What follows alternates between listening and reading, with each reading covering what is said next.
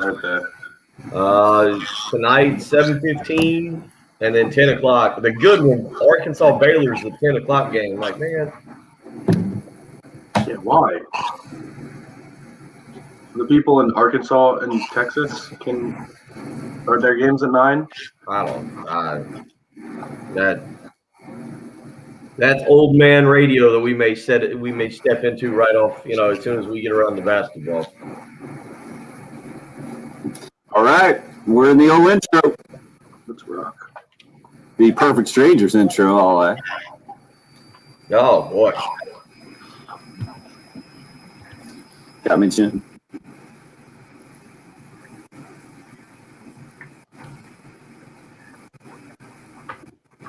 Perfect Strangers theme song intro.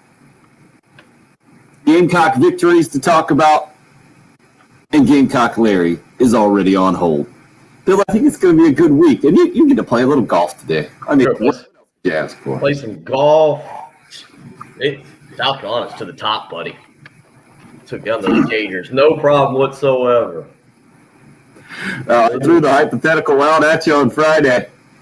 In our discussions about Gamecock baseball, I said, well, what if Carolina baseball happens to sweep Florida? And then you said, oh, yeah, on Monday morning, watch out for me. I'm coming in hot. Oh, what a weekend. Here we go. What a weekend. How about that pitching? I got to admit, I didn't make it to 12:35 on Friday night?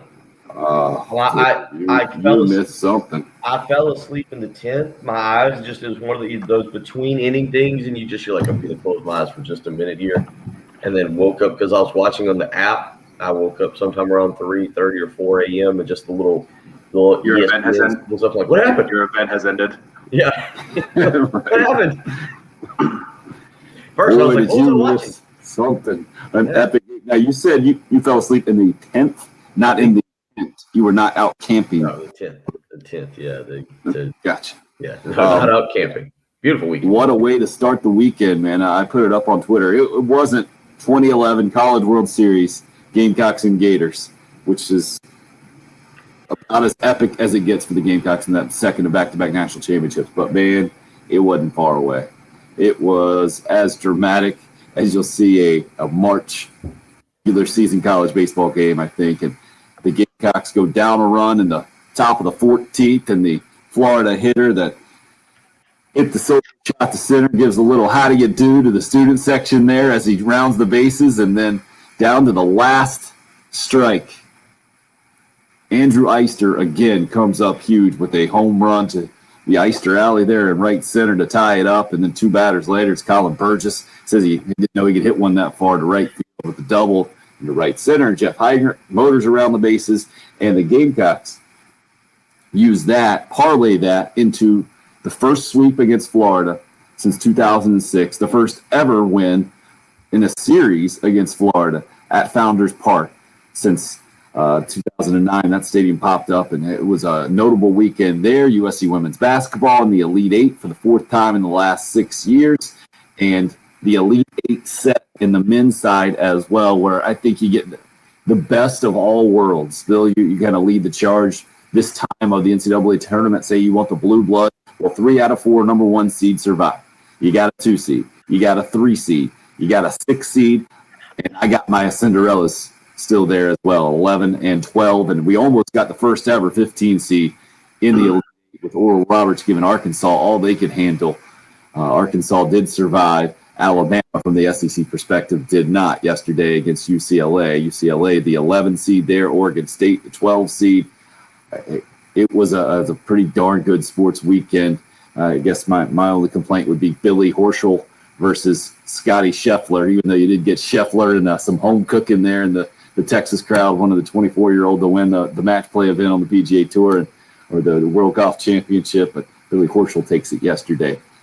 Your only complaint starting this weekend or starting this morning was late basketball that you have to stay up for, or the better basketball matchup tonight is Baylor Arkansas about 10 o'clock tip. And really tomorrow night, to be honest with you, the next 2 nights they're going to be naps, because I think UCLA Michigan is going to be the better of the game tomorrow night, and tonight Arkansas Baylor should be a lot of fun. That first one, tonight. Oregon State and Houston. Oregon State's interesting, and if they win tonight, boy, let's see. I think I'm out tomorrow. I'm going to take tomorrow off, but Wednesday I'll have a hot take on that one. But it should be fun, and it's been entertaining. It's been entertaining. I will say, and I put out the tweet, I think Friday night or Saturday night, I guess, because that's when everything started for the men again. I've gotten into the tournament more than I thought I would. I don't know how you guys felt going into the tournament. I've always loved the NCAA basketball tournament. We kind of talked about it, the regionals, and you get some crowds involved, and just kind of some of the things that take place. But I wasn't sure how invested in this tournament I would get, and maybe I was comparing it a little bit too much, unfairly, but a little bit too much to the NBA bubble and how all that went. And so I wasn't very, very excited about that. And what ended up happening, obviously, is we've gotten a really good tournament. Tim, as you just said, we've gotten plenty of upsets. Oral Roberts, the Loyola Chicago run.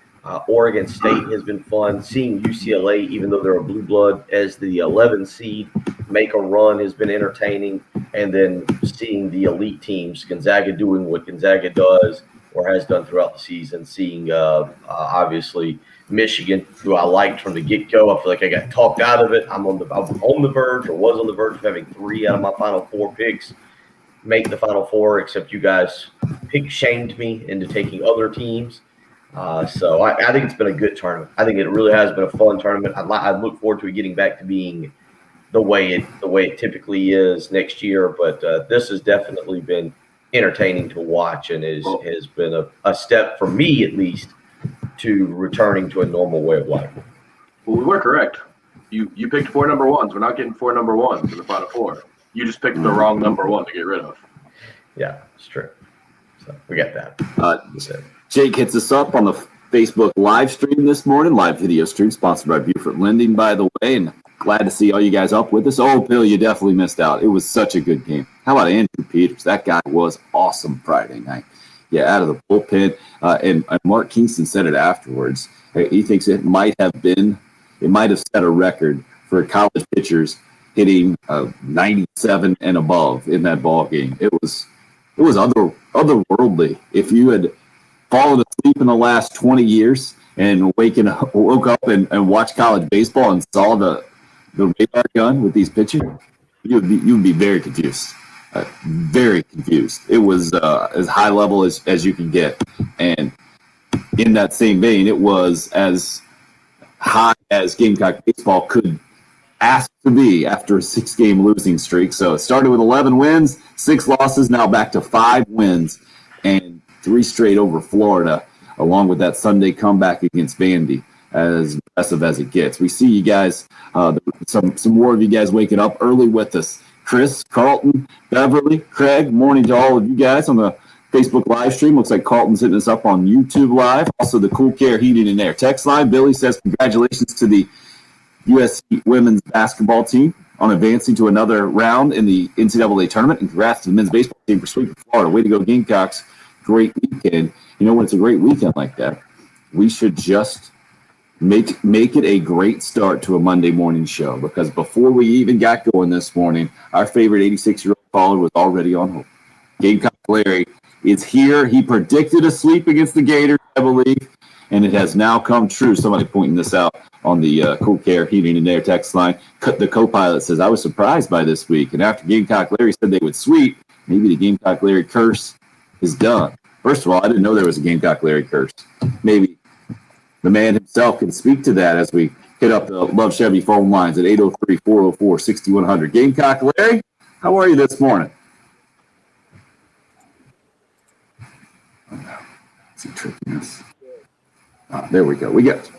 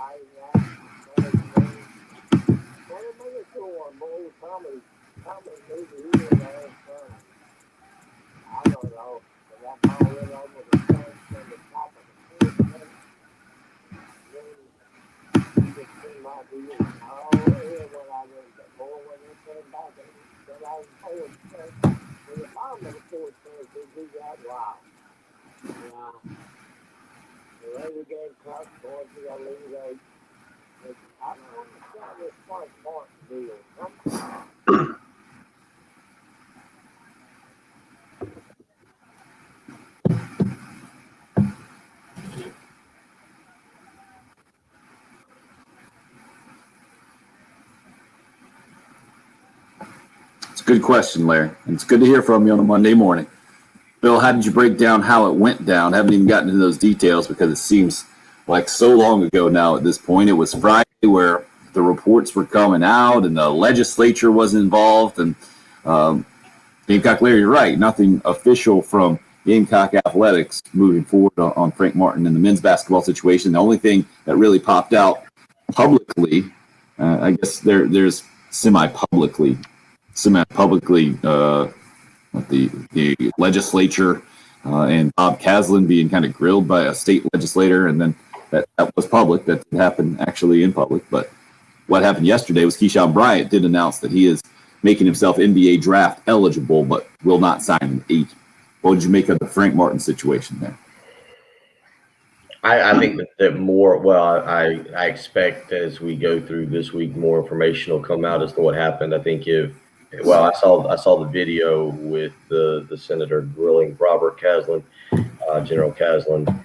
I mean, that's getting out of your lane. That senator needs to go sit down somewhere and be quiet. This is how South Carolina conducts its own business is none of his, and the whole $35 million for a medical school or to kind of threaten it is wrong. I mean, it's just flat wrong. Ray Tanner and General Caslin should be allowed to run their university, their athletic department as they see fit. So I'm hoping more information comes out about it. Certainly to be able to put the pieces together. Said from the get-go, I certainly understand why people, I guess if you get back into it, I certainly understand why people would be ready to see a new voice in charge of South Carolina basketball. But at the same time, I can understand why you would want to give Frank Martin another year. And I think that it could work out. I actually think, my personal opinion is South Carolina has a better chance of succeeding with Frank Martin being given another year than they do going into the job market and trying to find another head coach. That's my personal opinion.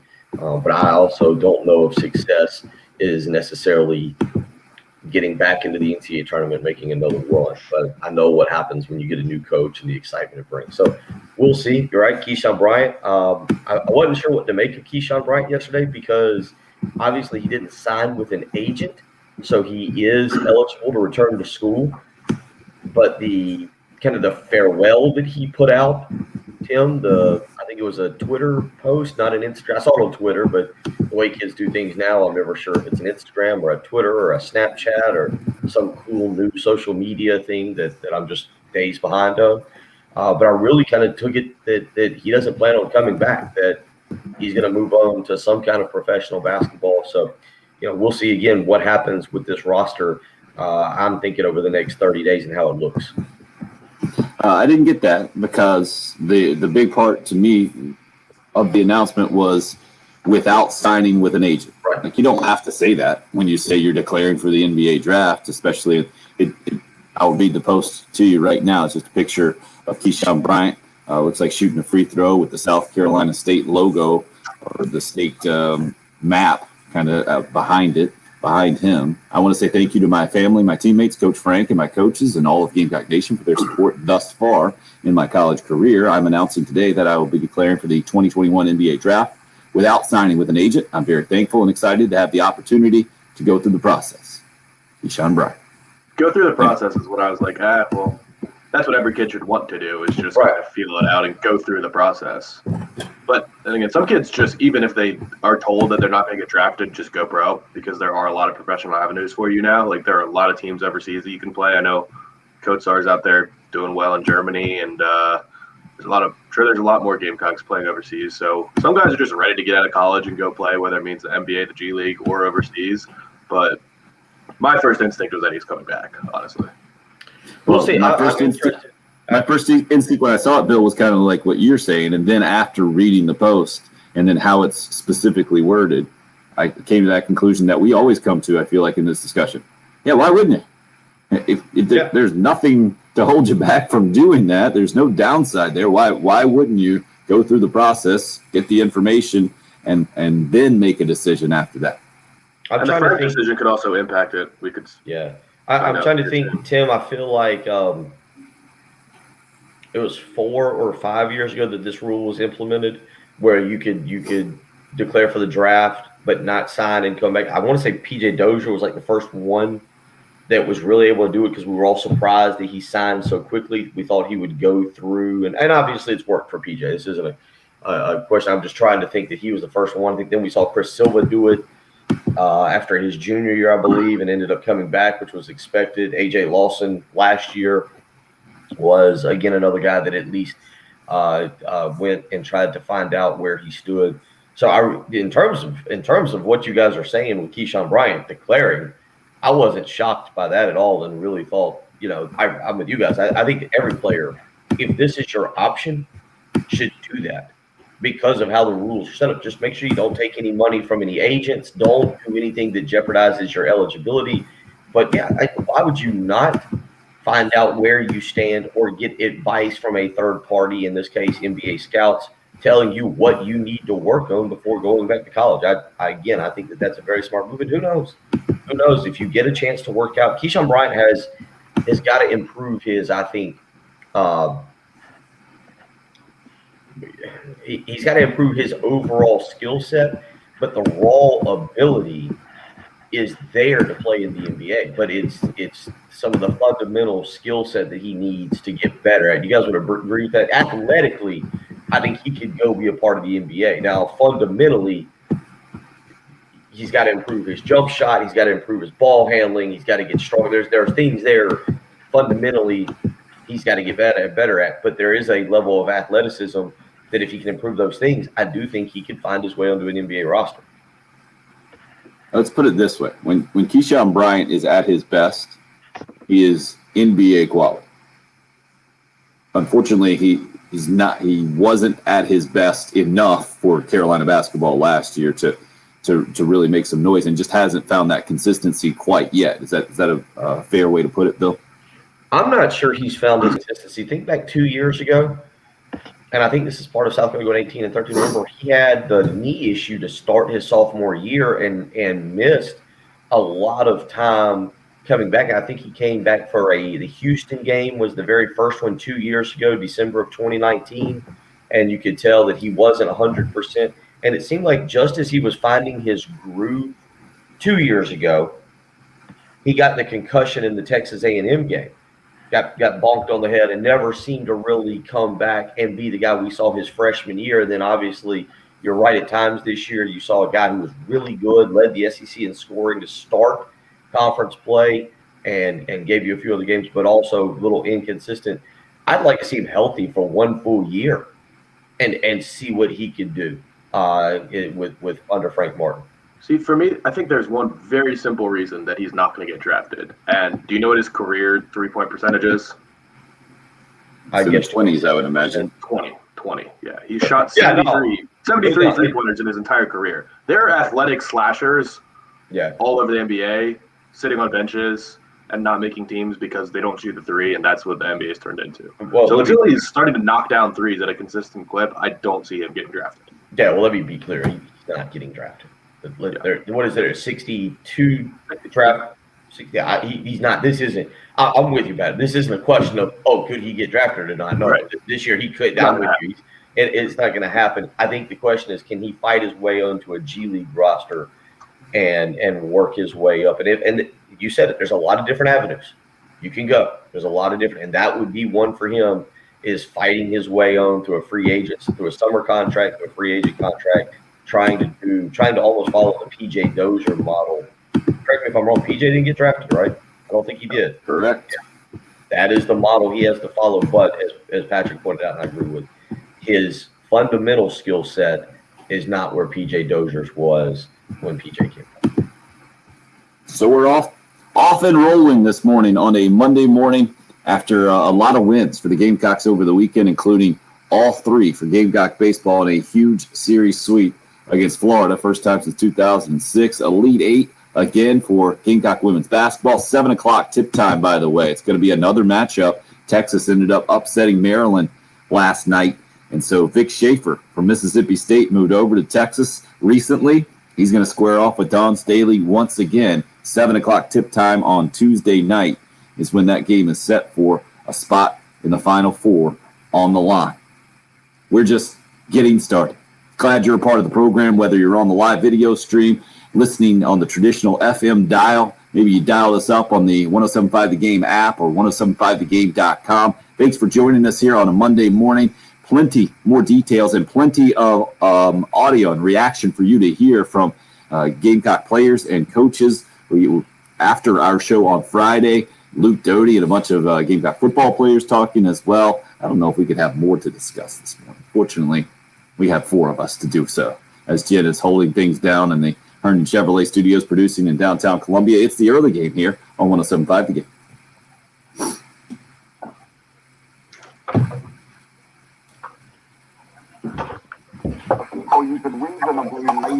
Patrick battled through laptop issues. What was the issue, sir?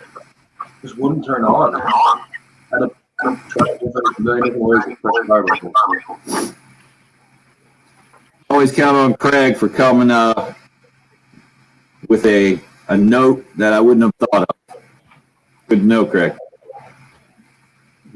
Oh, right now, great day. It was a great weekend. It's going to be a great day. It can get even better. If you're thinking about refinancing, now's the time to do it. You need to get in touch with Jacob Crowder with First Palmetto Bank. That's right. The mortgage guru is waiting to hear from you. He has been setting records.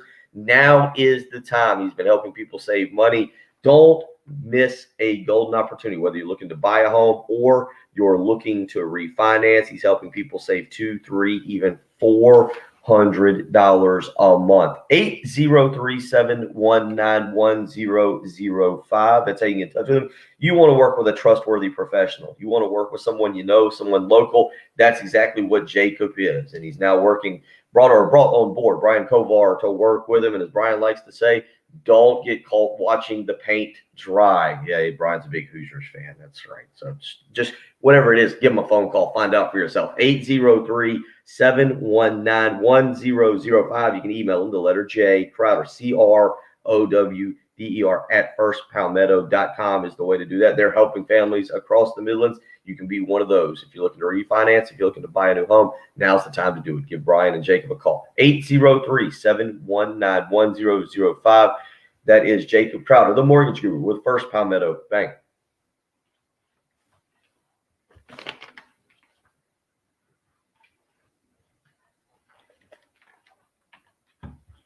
Coffee. I forgot to make coffee last night. I got caught up watching Alabama, UCLA, and went straight to bed and forgot to set the coffee. Which one is this, Scott? Is this Brandon Jordan eating it? I'm guessing this Twitter link you got here. I'm clicking on it now. Actually, close. Well, that's like this was not one of the highlights of the weekend. Yeah, it was Jordan celebrating the win on Friday night, hopping over the dugout railing and going right down.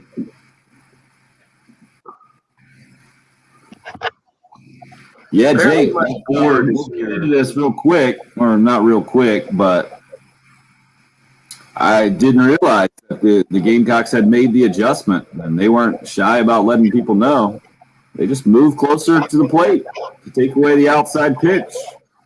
That helped them get hit 6 times on Saturday and clearly helped them at the plate. 20 hits, was it Friday night? I wouldn't enjoy that. It is going to change my philosophy of coaching the 6 to 8-year-olds and even simplify it that much more. If big-time college baseball, the hitting adjustment can be moved closer to the plate so you hit the outside pitch, and it works like that, then I'm just going to say, hey, hit the ball. Let's try hitting the ball.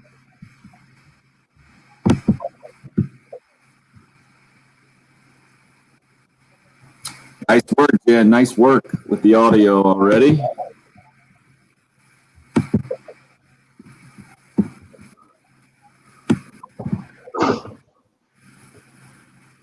My board is here, but apparently couldn't get delivered yesterday. So now I think I have to go pick it up at USPS. Wow. Which is extremely annoying. A highly coveted object. I'm sure they can't just leave it on a porch somewhere. Well, they try one time on a Sunday night, and then if you're not there, you have to go pick it up yourself when you pay for shipping. How does that work? I'm guessing whoever's delivering that sucker has it like handcuffed to his or her hand. Didn't give me an address to where I have to go pick it up. It just says, "Hey, we're sorry for the inconvenience. Here's how you contact USPS." So just I guess I'm just gonna have to call them and be like, "Hey, this is my name. This is my thing. Where are you? When can I come get?" Well, maybe it'll be, "Hey, we'll be right there. Thanks for calling." UPS comes and puts the thing on your door that says, "Hey, sorry we missed you.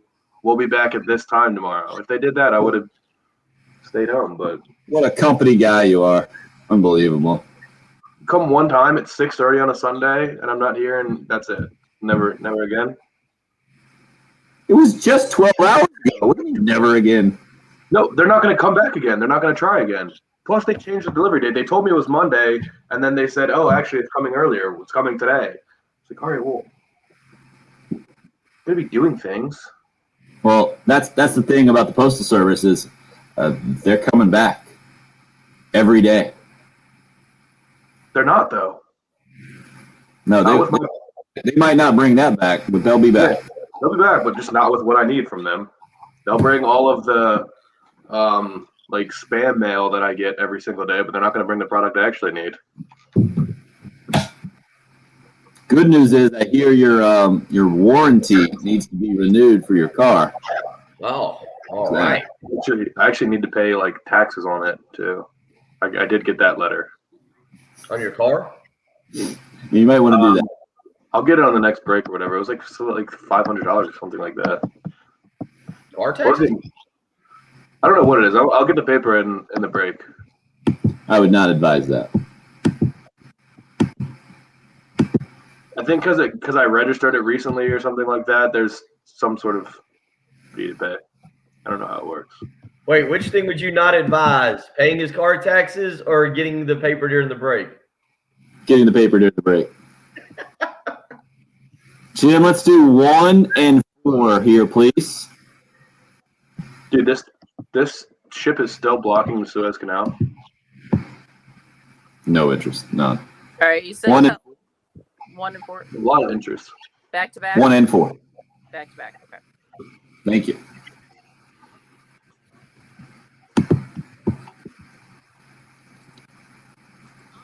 This team is resilient and determined and focused on the task at hand. And we found ourselves with the lead Boston in a little foul trouble early on, so we had to pivot. This team pivoted extremely well today. Well, I just think it shows the progress of the team. Against Texas, we came up with 0. Against Vanderbilt, we came up with 1. Against Florida, we came up with 3. I don't think you can underestimate the fact that these games were at home as well. And everybody these days seems to have a really good home field advantage. We had one this weekend. So I just think it shows the progress of the team. It definitely shows you're playing at home management. That's why everybody. Mark Kingston, Carolina baseball coach there. Before him, it was Don Staley, USC women's basketball, punching its ticket to the Elite Eight for the 4th time in the last 6 tries. Gamecock baseball, first sweep against Florida since 2006, first series win at Fenway Park since opening that thing more than a decade ago. Massive weekend for Gamecock athletics. Now moving forward, and speaking of that, another way to put it in perspective, somebody hit us up about Jack Leiter, and this was on the Cool Care Heating and Air text line. I believe it was from Chris, possibly, or actually he just said "Go Cox" on there. This was an anonymous texter. Jack Leiter's unbelievable. Shouldn't need to feel bad last week, and man, I just put it out on Saturday after the Gamecocks had already clinched the series, and it was a pitcher's duel on Saturday that the Gamecocks got the best of the Gators. 7 really good innings from Brandon Jordan, who somebody just hit us up and sent us the link for Skylar Mead pointing out the celebration late Friday night. It was Brandon Jordan going up and over the dugout railing and then right back down in that scrum when Colin Burgess hit the walk-off hit. But Jordan then turns around and goes 7 strong innings after a 14-inning, 5.5-hour game the night before. It was massive for the Gamecocks to get that from their Saturday starter.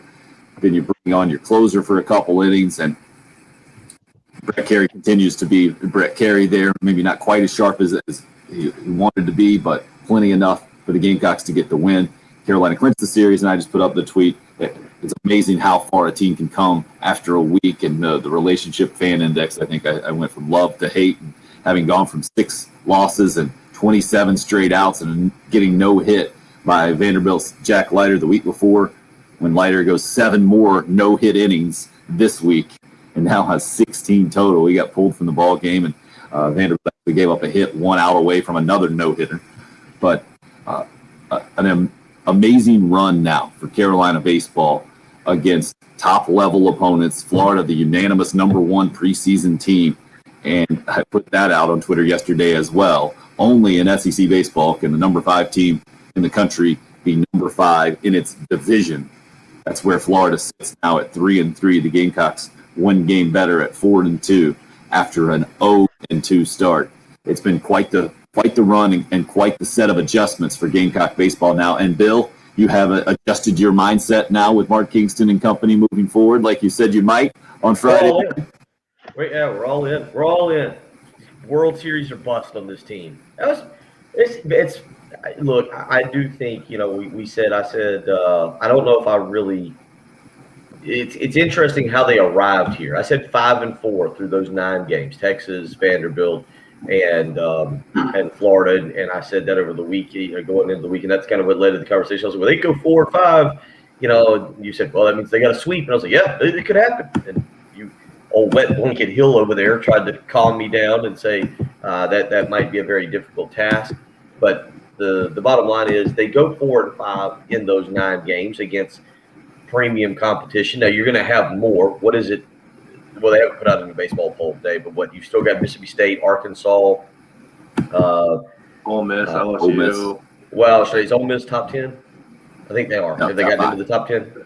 Okay, all right. I didn't know if they were top 5 or top 10. Anyway, I mean, you've still got really big series that you've got to navigate here and get through. So the season doesn't end after the Florida series. But this team, I think, again, showing a lot of heart, a lot of determination. I do ask you guys, I thought this was interesting what Mark Kingston said, because I don't know if I buy it, the home field advantage. Given that your most stadiums are not competing with full capacity, I feel like home field advantage has been odd this year, not just in baseball, but across the board, college basketball, college football. What did you guys make of that when he said home field advantage? I just think some of it's really good pitchers, man. Rocker and Leiter, you got good pitching from South Carolina this weekend? No, I think there was home field advantage this weekend. If you can hear it on the radio, and if you watch on TV, I mean, there were some definitely loud hecklers. You could hear it through the radio broadcast. Like, the kids in right field were doing a really good job. On that walk-off, when you see all the pitchers in the bullpen running, and you see the center fielder running after the ball, they were definitely in his ear too, probably getting in his head. Like, it sounded like they were all just screaming at him, like, miss it. Like, I don't know what they were doing, but I think there was a home field advantage. There were few fans, but I think when you have fewer fans, you probably have the most loyal and some of the most excited fans. They were definitely chirping all weekend. Yeah, and Bill, it's not like a college basketball thing where I feel like the crowd can be so intense that it can influence the refs and really get in the psyche of the other team. This is more in baseball. You're just comfortable. You're automatically comfortable at your home park, and to watch 4 solo shots go out early on, and I think it was all in the second inning there, or really second inning yesterday. Wind aided. Clearly, the Gamecocks were making the adjustment. Now, we'll hear more from Mark Kingston later on the show, but the way that he explained it, the lefty pitcher on the mound for Florida, his ball was running away from righties anyway, so it turned out to be a great matchup. But you got to take advantage of it.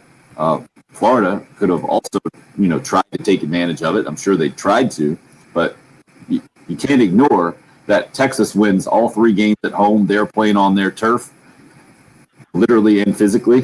And then you got Vanderbilt playing at home and playing really well, especially in those first 2 games. So I think it makes sense what Mark Kingston's saying. What really makes sense is the percentage of home teams that end up making the College World Series, those super regional matchups. The home team has a massive advantage through the years, and that's the most important thing every single year when we're talking about Gamecock baseball. That's where the conversation goes back to now after this weekend. It could have gone completely the other direction, and that's why I was making fun of you, Bill, and a lot of extreme Gamecock fans on social media with Carolina baseball and wanting to be on one side or the other, man, and ready to jump off the ledge when Carolina drops 5 in a row and is sitting there, 6 in a row, I guess it was, sitting there on Saturday after being no hit, and then 9 straight batters go down against Vanderbilt, and they're right there thinking the program is absolutely just completely imploded and nowhere near where it used to. And then now, a week later, here they are vying for the national championship is where you have them at. Far more fun to be on this side of the ledger, though, to be on this side of the roller coaster. This is fun. This is entertaining. 5 straight wins. Is it 5? It's 5 wins. 5, right? 5 straight wins. Yeah. This is the fun part of the roller coaster. Enjoy it. Well, the Friday night was, again, I get it. 5.5 hours is a long time for a college baseball game, and you got to seek it out to watch it on the ESPN app, and it's 12:30 when it ends on a Saturday morning. But the level of play in that game was just really impressive in so many different ways, and getting down to your last out and then hitting a home run to tie it like Andrew Eister did the next 2 batters, getting hits in a walk-off fashion for Colin Burgess with the double, as dramatic as it gets. And then to back that up, see, I would have probably put money on Florida still going on to win the series just because of their pitching depth, obviously really good position players as well. They came in as the favorite here. They've just been the better program recently. But you got to give a ton of credit to the Gamecocks for not just winning that thing in dramatic fashion on Friday night, but then backing it up, and not just with 1 win, but completing the sweep yesterday. And we talked about it in the reverse, or at least I wanted to point that out, how important I thought that Sunday win was when it happened at Vanderbilt to avoid the sweep. 1 and 2 in the standings. I know it's just 1 game, right? But the difference between 1 and 2 and 0 and 3 there, it's a 2-game swing in the standings when you're talking about being 3 games under 500 instead of 1. And then bouncing back right now, 4 and 2. Bill, if you had taken Texas out of it and said Florida and Vanderbilt, well, a record there, 4 and 2 would have been the number I would have given you, right? You take 4 and 2 and you move on. You win both series is how I would have kind of translated that, right? 2 out of 3 in each. You drop the series, obviously, against Vandy. You get the sweep against Florida now, and it looks the same in the SEC standings moving forward for the Gamecocks, and really just turns the season around in a lot of ways, I think, from the outside looking in. From the inside, I get it. You got to be much more even keel, but I understand where you're coming from the fan perspective, that it has shifted dramatically after the weekend. But I think I really do. I think we're all looking for that sign that this team is good enough to realistically expect the College World Series, right? I think we're looking for that sign. You when you get off to the 11-0 start, you say, okay, I think this is it. I think this is it. And then you go get swept by Texas, and you go, wait a minute, there's a pretty good team. And then look, Jack Leiter and Kumar Rock are really good pitchers. You lose those, but you bounce back.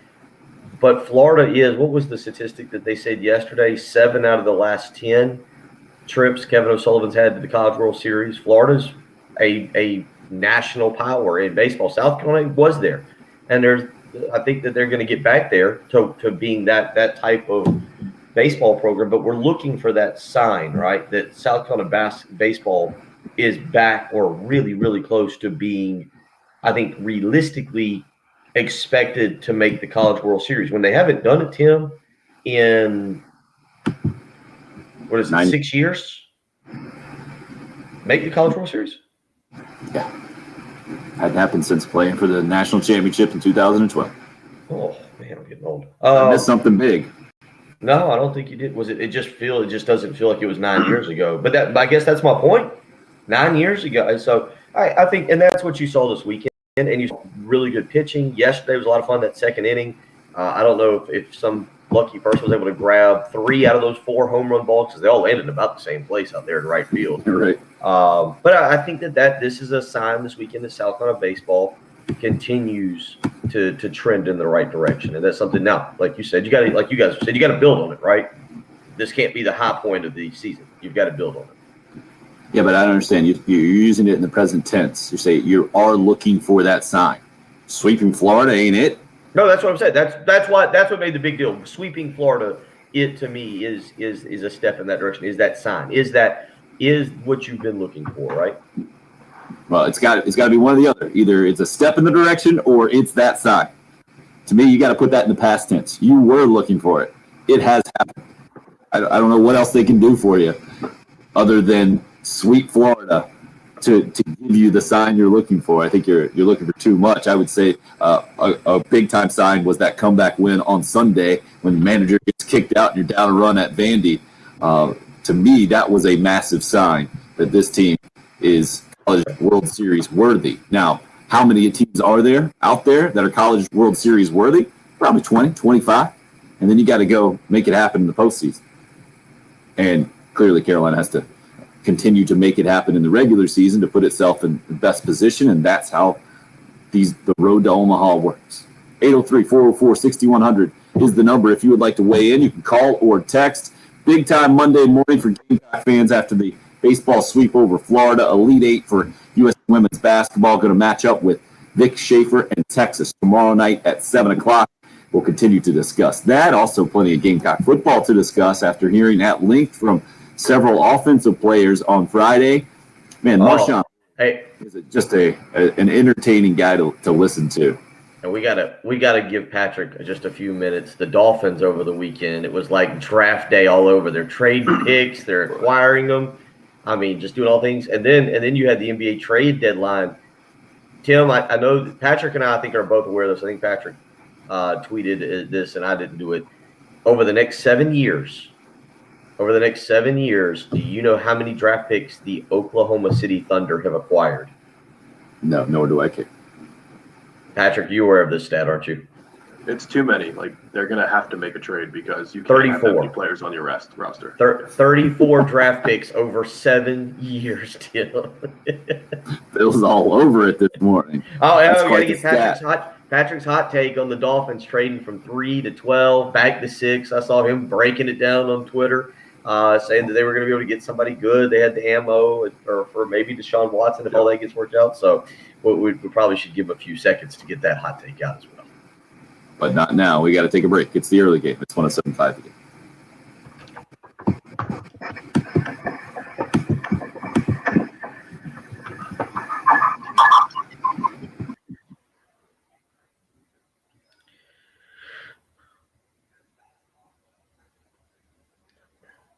Man, it is that time of year. You've got college baseball. You've got a basketball tournament going on, men and women's. You've got NBA. You got NHL. You got the draft you got to keep up with. All in the middle of all this, you got to be able to get a good night of sleep so that you can stay up and watch all these things, especially these 2 games the next 2 nights that start at like 10 o'clock. That's an old man rant for another time. But you've got to make sure you're getting a fantastic night of sleep. That's exactly what I do with a sleep number bed. Put the sleep number setting on 60. Wake up rested, refreshed, ready to go, ready to do the morning show, ready to stay up for another great night of sports. Do the same. Proven quality sleep is indeed life-changing sleep. And right now, Sleep Number is introducing the new Sleep Number 360C4 Smart Bed Queen. You can get a queen for $1,499. Special financing involved, subject to credit approval. Minimum monthly payments required. See sleepnumber.com for details. But this ends today. So stop what you're doing right now. Head on over to a Sleep Number store. 2 to choose from. 1 in Irmo, Harbison Boulevard across from Buffalo Wild Wings. the other in Columbia, 2 Not Short across from Sandhills Mall. You can visit the website as well, sleepnumber.com. Right now, again, a Queen Sleep Number 360 C4 smart bed for just $1,499. Special financing is available. Make the switch to Sleep Number today. Find out what a great night's sleep is truly like.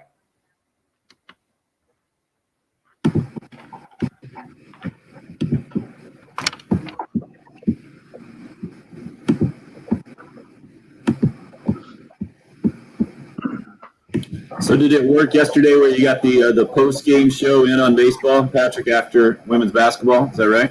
A little bit of it, not much of it. Right. Those were about as fast of games as we've seen all year long. Both of them, huh? I think we probably got 2 segments of the post-game show for baseball in after basketball post-game ended. I mean, that basketball game was done in 1:45, huh? Yeah, that was awesome. How was how were the extracurricular activities? It was good. Oh, that sounds about as lame as possible. A lot. Still recovering? Not really. Working on Saturday did help break it up. I was in better shape than everyone else. I bet. I was in better shape.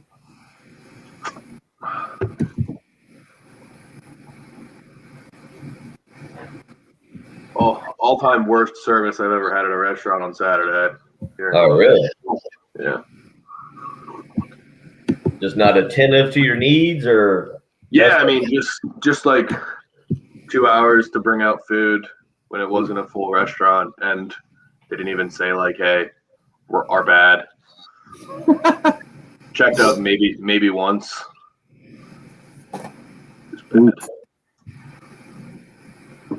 Well, did you put a stack of dollar bills on the table and talk about that would be the tip? I should have, honestly. I guess that strategy works in some situations. Yeah. Prom night 20 years ago. I don't advise it. I bet you had great service. He might have gotten good service. He might have also gotten a spit burger. I don't know. Yeah. Do you guys see the last text from Friday? Oh yeah, I was just reading that. That was amazing, Brad. Yeah, that was a long back and forth. I didn't break it down. I want to get back in that. So for those of you on the video stream here, this happened at 9:38 Friday night. But I guess let's see I'm trying to get the it was all day. This. Oh my gosh. This is why I always advise everyone not to text back, especially during the show. Like, that's the thing. Like, if you guys text in, then we can just talk back to you. But this started at 4:52 from a texter, and Heath responded once, twice, back and forth 3, 4, 5 times. Heath's last text was at 6 p.m. and the texter responded at 9:38. Well, it's because if you look on Heath's page, Heath tweeted the screenshot of that guy's text. Are you And then serious? the guy saw it on Twitter later that night. And That's where it came from? Got it. Wow. I mean, it's one thing when Chris says he thought Bill was wearing a napkin and Bill just gives a little adjustment. Oh, just a jacket. It's just a jacket. Or did Travis? So it was all about Frank Martin, is that right? Yeah. Like when somebody says that you are the reason that there are Frank Martin rumors circulating, you don't have to respond to that. You know you're not. Everybody else knows you're not.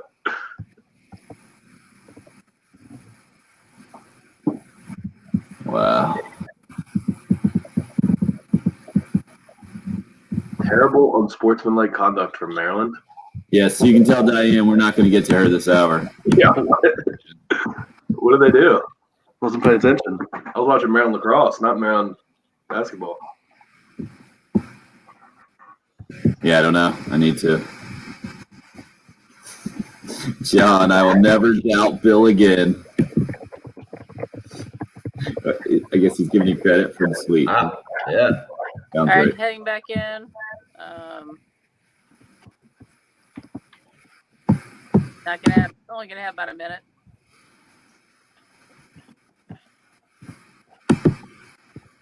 You guys are up. What a great first hour. We heard from Gamecock Larry. He's just basically called to say, I told you so. Now Bill is back, I think is back on the Gamecock bandwagon. We just had somebody hit us up on the Cool Caribbean and Air text line, Anthony from Kershaw. To Bill, what do you want from me from Gamecock Baseball? You're good, Bill, right? You're good with the. We are gearing up the Tahoe to head to Omaha in June. We're all in. You never did go back in the day, did you? I'm sorry, all I know is we had 30 seconds left there. Right. That's what I never thought. went. Is that what Right. you asked? Yes, that's correct. Yeah, no, I never went, but that's okay. Gamecock Caravan, we are rolling. That's the kind of series victory we needed. Big time. What do you think, Patrick? You're in if that actually happens. You and Bill road trip. I would love to see Middle America. Check out the flyover states. Oh yeah. I've done that trip 5 times. It's fantastic. I'm not gonna lie. And yeah, we can talk about that after Sleep Against Florida. Hour 2 coming up. The Gamecocks. WNKTFM.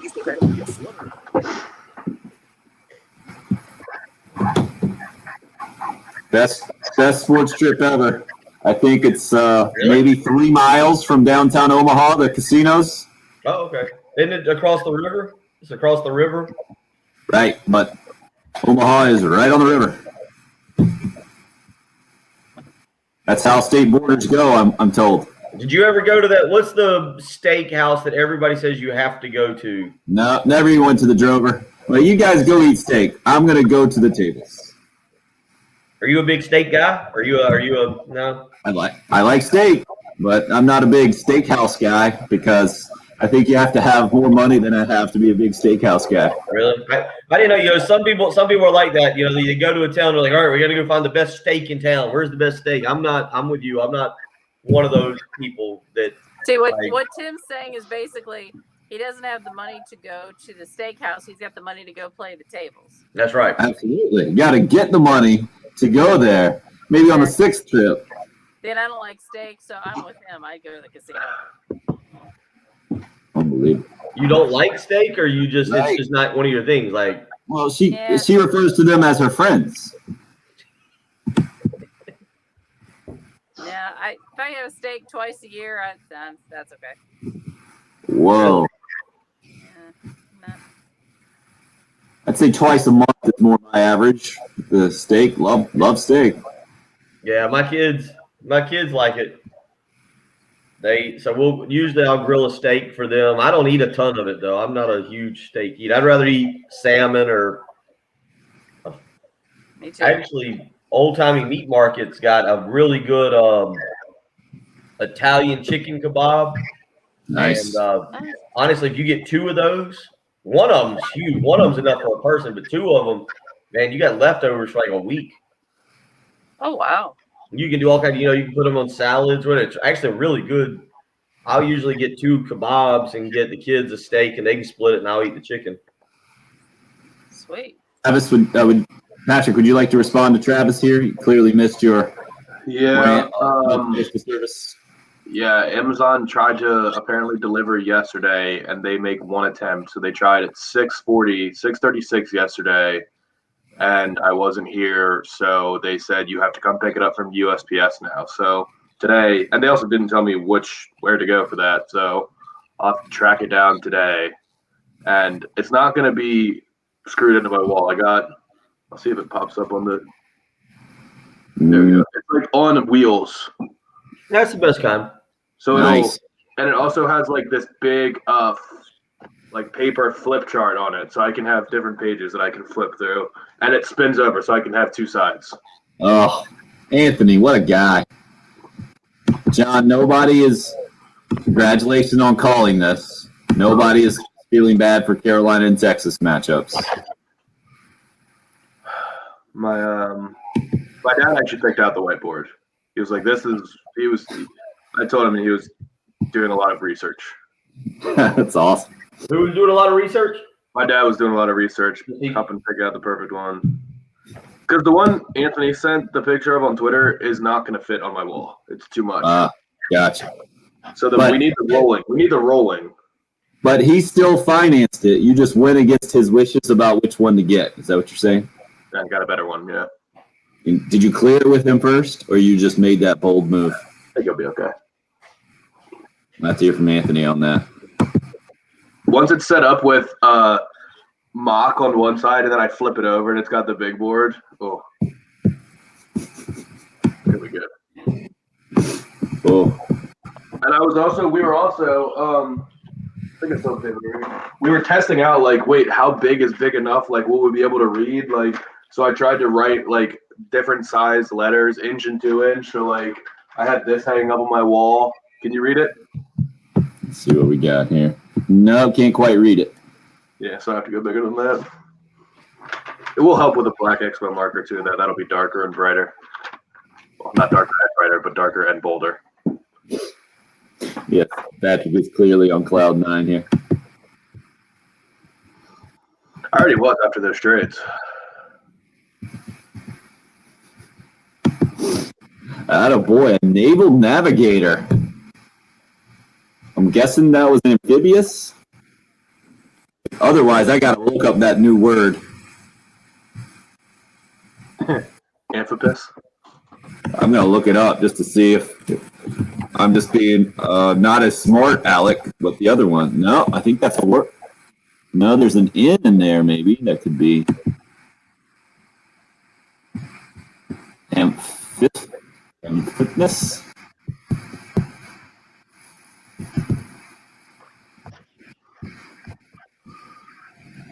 Amphibness. No, well, maybe. It's a type of fish.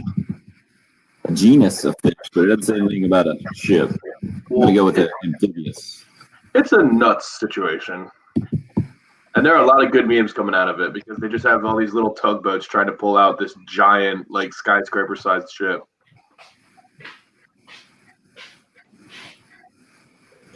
How did it happen, did they say?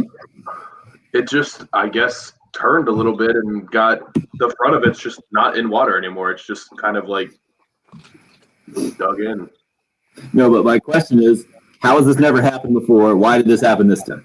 Exactly. I have no idea. Somebody You would telling me that all other ship captains have been that much better at driving than this guy? Yes, that's Doesn't exactly appear what to be. happened. Yeah. Doesn't seem like it'd be that difficult to drive straight. I've never driven a boat that big, but a lot of other people drive straight every day. This guy clearly was having too good of a party time celebrating going down the canal. Yep. Right, his yacht rock got a little too heavy in the yacht rock, huh? He was dancing behind the wheel, and next thing you know, the ship got a little loose. Ooh, it's a little chilly this morning.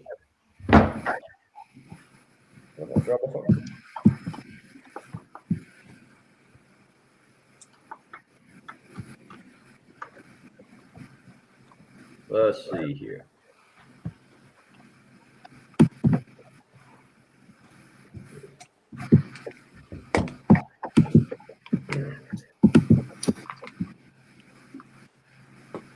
$48 right now. It's supposed to get down to like mid-50s late in the week.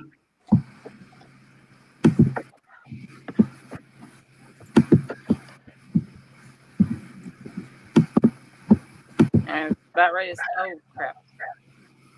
Thanks, Jim. Can we get 2 more cuts going? The radio calls of Friday night, Eister home run, and then the walk-off.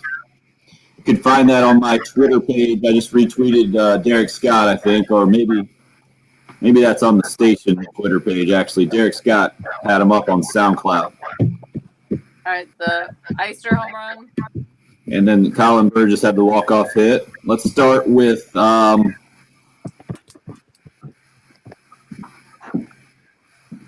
what should we start with here? Let's start with number 6, please.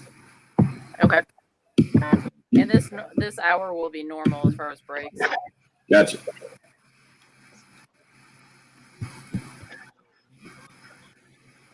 Earlier in the season, we lost to Texas, lost to Bandit, even like our midweek loss that we can build from that. We've learned a lot about our team. We're starting to figure things out, and we're going to get it rolling, and it shows with this series.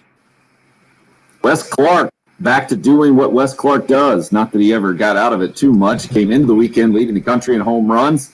Big 3-run shot on Saturday. Another opposite field shot yesterday. One of 5 home runs on Sunday for the Gamecocks.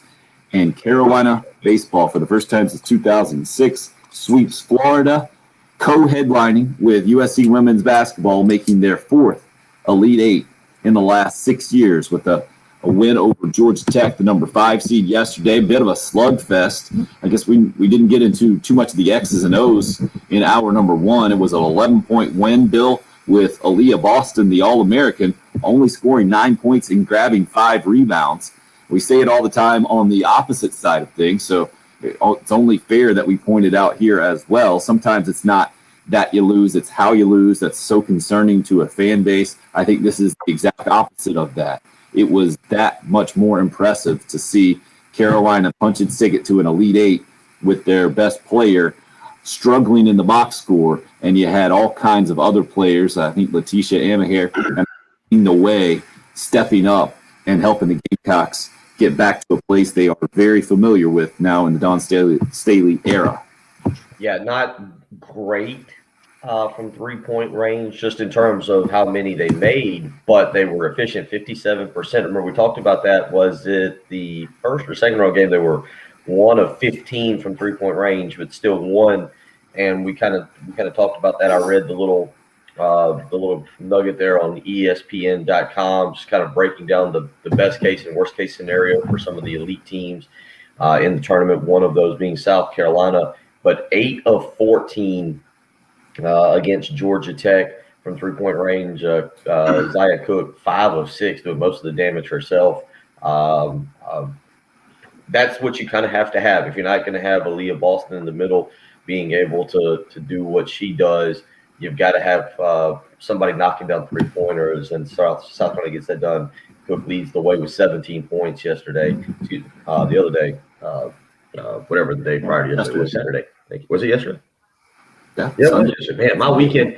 It really was, guys. It was yesterday. It really was a good sporting weekend, and my days are kind of running together. Austin had soccer yesterday as well, so I wasn't able to catch a lot of the afternoon stuff. I caught a few innings of the baseball, but his soccer game was at 1:30. So I don't know if you guys do that. My father was out at Austin's soccer game, and he had his phone. His phone was being able to, I guess, listen to the basketball game, and he was borrowing my daughter's phone, her cell phone, to be able to listen to the baseball game as well. So I would walk down and check on them. Really good, really a fun weekend. You mentioned it right off the top of the bat at the beginning of the show, Tim. Maybe the only letdown of the sports weekend was just the World Golf Championships and who we got there at the very end. But really fun weekend, and then it's all kind of running together here as we start hour number 2 on a Monday morning. Well, you throw in the Gamecock perspective, and a busy day yesterday as the USC women were playing. Carolina baseball was completing the sweep against Florida, 8-5, the final score of game number 3. But you also throw in the men and how the men's NCAA tournament shifted. And I know, Bill, that has you a little bit off your axis as well. A little uneven going into a Monday night where you got Elite Eight action tonight and tomorrow night. Going to have to stay up late to watch the second games. That'll start about 10 o'clock. We'll have them here for you on 107.5 The Game. But that's just what it is this week. And yesterday when Alabama – they get the only 3 points the guy scores all game. He sticks it at the buzzer to send that UCLA game in overtime yesterday. Was fantastic. And then Mick Cronin said his guys kind of bailed him out. The UCLA coach said, he's a foul guy, right? You're up 3 in the final seconds. I'm a foul guy, he says. The concern was that Nate Oates from Alabama knows he's a foul guy and knows they're also down 3 in the final seconds. And the absolute last thing, I mean, that is a coach's nightmare, right? If you tell your team to foul down 3 and the other team is savvy enough to go into the shooting motion as you foul them, at half court or whatever it is, and that's kind of what Mick Cronin said after the game, the UCLA coach, why they did not foul, and give all the credit in the world for bouncing back and just dominating. You saw what happened before the three, right? The missed free throws you're talking about? The best player on Alabama. Alabama's down 1 point. He gets fouled, drives to the basket, gets fouled, and I was fist pumping because I said, finally, somebody goes to the hoop, and he missed the free throws. Best player that played almost no minutes against Maryland. Yeah, didn't play against Maryland basically because he got in foul trouble from the get-go, and almost it was one of those things where he just like, after he missed the free throws, he almost fell over. Like he was rolling around like this. Like he just absolutely could not believe what just happened. And like he was about to throw up on the court. And I was actually just very happy for him that he didn't end up being the GOAT because. But I mean, it was. You guys know what Alabama's final numbers from the free throw line were. Brutal. Yeah, worse since the 2003 championship game I saw in the NCAA tournament. 11 out of 25. Only Kansas back in the 2003 title game, I think, worse than that. 44%. That'll do it, right? I mean, having the heartbreak, the heartache of just reliving that the rest of the offseason has got to be absolutely brutal. And that's what stuck out to me too, right? You got a free 15-foot shot. You can't make it. And Alabama's such a great three-point shooting team, and they hit the contested three at the buzzer to send it into overtime. Right before the half, you had a substitution. I think Jordan Bruner from Spring Valley High School went out, and Jawan Gary from Creighton Collegiate came in. A couple of Columbia guys playing notable roles for Alabama last night. You had another Columbia guy and Southern Cal's Chevy Goodwin now in the Elite Eight at their dominating win against Oregon last night. So 3 out of the 8 Elite Eight teams in men's basketball, to be redundant. The Pac-12, impressive, no doubt, and have had quite the run. And this is Bill Walton's got a shining moment, probably one of the best things that have happened to him since playing and dominating for UCLA way back in the day. Didn't see this thing coming, and it's been a heck of a run on the men's side of things. On the women's side of things, we probably don't talk about it as much as we should just because we're used to it. 4 out of 6 years. Elite Eight is what Don Staley and company do. Laying the foundation kind of on other players is what stuck out to me, what Don Staley had to say, I think, after this thing, that it wasn't just this year's team. She gave last year's team credit. Of course, it was going to be the number 1 overall seed before the tournament got canceled, and just kind of setting the expectation. And it's what this program does. And now we get another Vic Schaefer, Don Staley matchup with Schaefer now coaching Texas, who upset Maryland yesterday. And that'll be 7 o'clock tomorrow night. Gamecock baseball, I think from a fan standpoint, really regathering a bunch of support and showing the country with the results over the weekend in that suite that they are going to be a lot more like those South Carolina baseball programs in years past than maybe what we saw certainly 2 years ago with the 500 record and more of the inconsistency that we've seen in the more recent past. We'll continue to discuss. Love to hear your thoughts. Talk a little Gamecock football as well. Now, having heard from Luke Doty and several other Gamecock offensive players since we did our last show Friday morning, tons to discuss. Patrick can't wait to unleash his NFL hot take about movement over the weekend that significantly will impact this year's draft. Now, not too far away. What are we, about a month away, Patrick? April 29th. Oh. Yeah, almost exactly a month, yeah.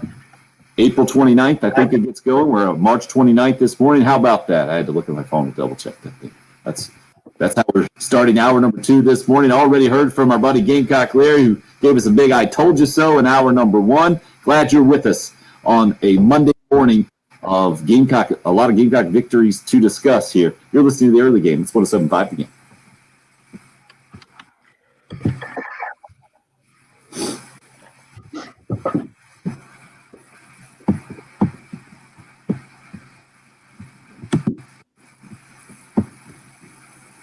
Oh.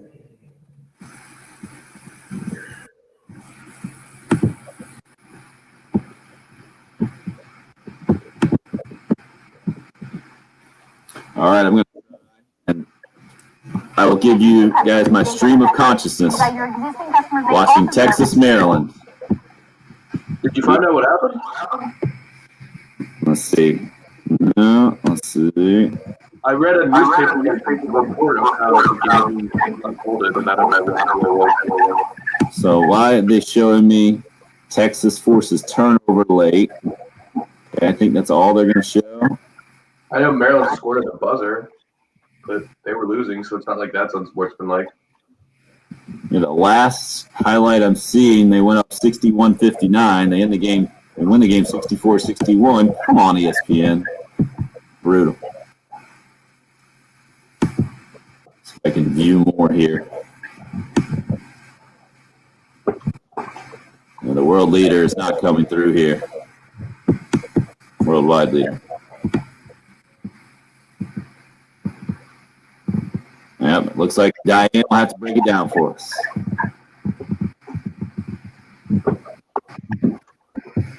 It was about 45 seconds left that Texas gets a steal and a bucket to take the lead, and that's the last highlight we get on ESPN.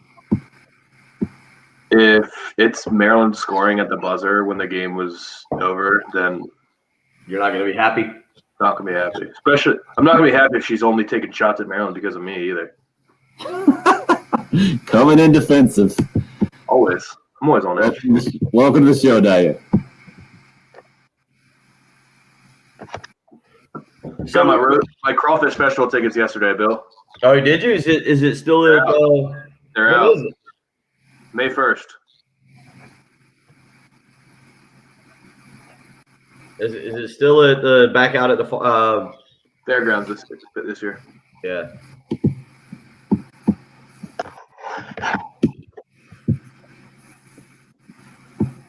That's my birthday weekend. I might have to take the kids to that. They like crawfish? They had crawfish? I've taken them 2 or 3 times a long time ago. It's my favorite thing in the world. Crawfish. We were up at LJ's the other night. He did fried crab legs. I mean, obviously you peel them but then you fry the meat and you just add it on a stick. Man, it was good.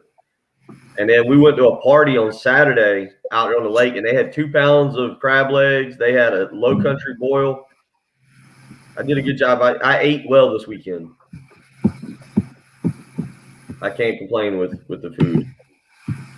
So was Founders Park technically sold out this weekend? Was it full as far as it could be full capacity? Do y'all know? Don't know. I didn't see anything that I heard. I had friends buy tickets day of, I think, so Really? on Sunday at least. So I don't think it was crazy. I can't imagine they showed up to the park an hour early. Yeah. Sonny, I think this one earns you a suspension for the next at least 10 minutes. Dawn Staley's recruiting class has 4 McDonald's All-American, and you're asking about a possible miss.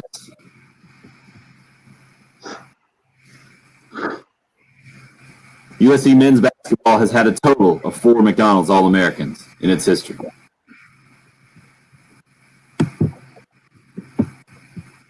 Some people just want to get out of their home state, actually, rather than.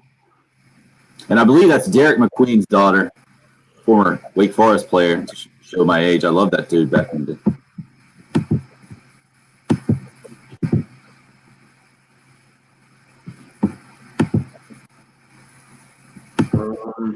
Yes, correct. What's correct?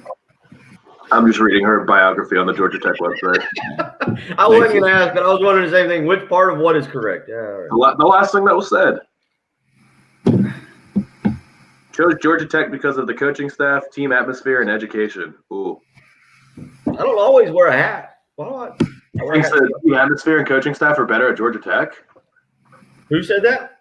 I'm just starting drama. Stop it. Jan, I like that you're heading to Baton Rouge for baseball this year. They are really unhappy, by the way. You might not have quite the reception this year as you had in years past. 1-5 in SEC play. Is that what I saw? Yeah. Oh, Mark is enjoying your hair, Bill. I know. We'll go back with some of my Adidas jacket. It's got a hood. Like Eminem. Women's basketball here on, I guess, Dawn Staley. Let's just do number 1.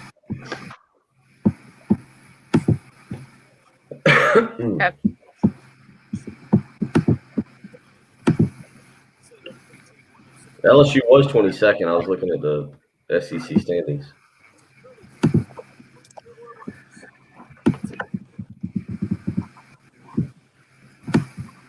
I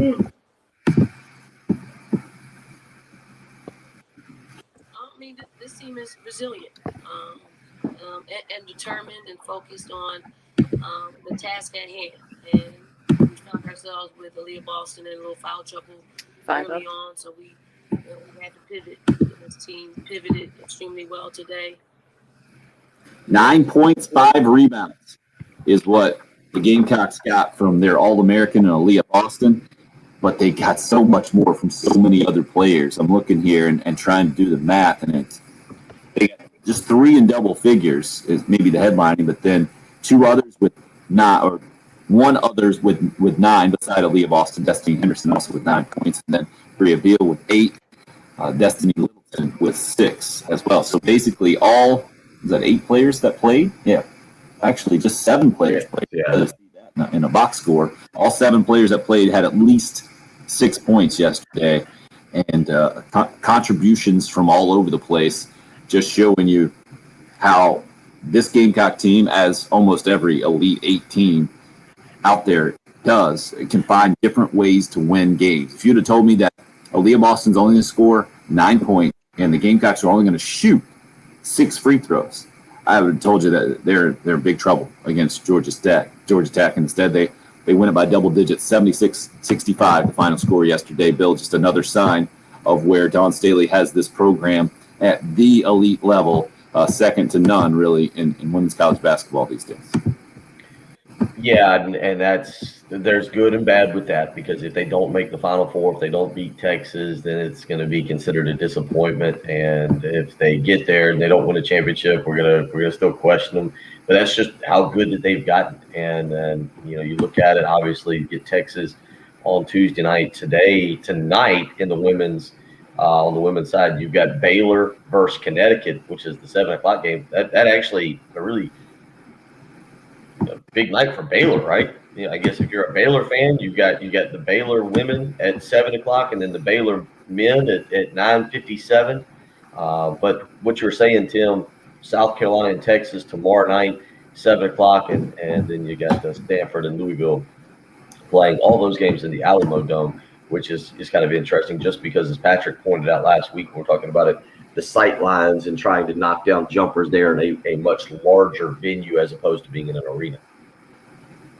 Let's get out to the Love Chevy phone lines. Diane's been waiting patiently to get in on the show, talk some women's basketball this morning. Hey, Diane.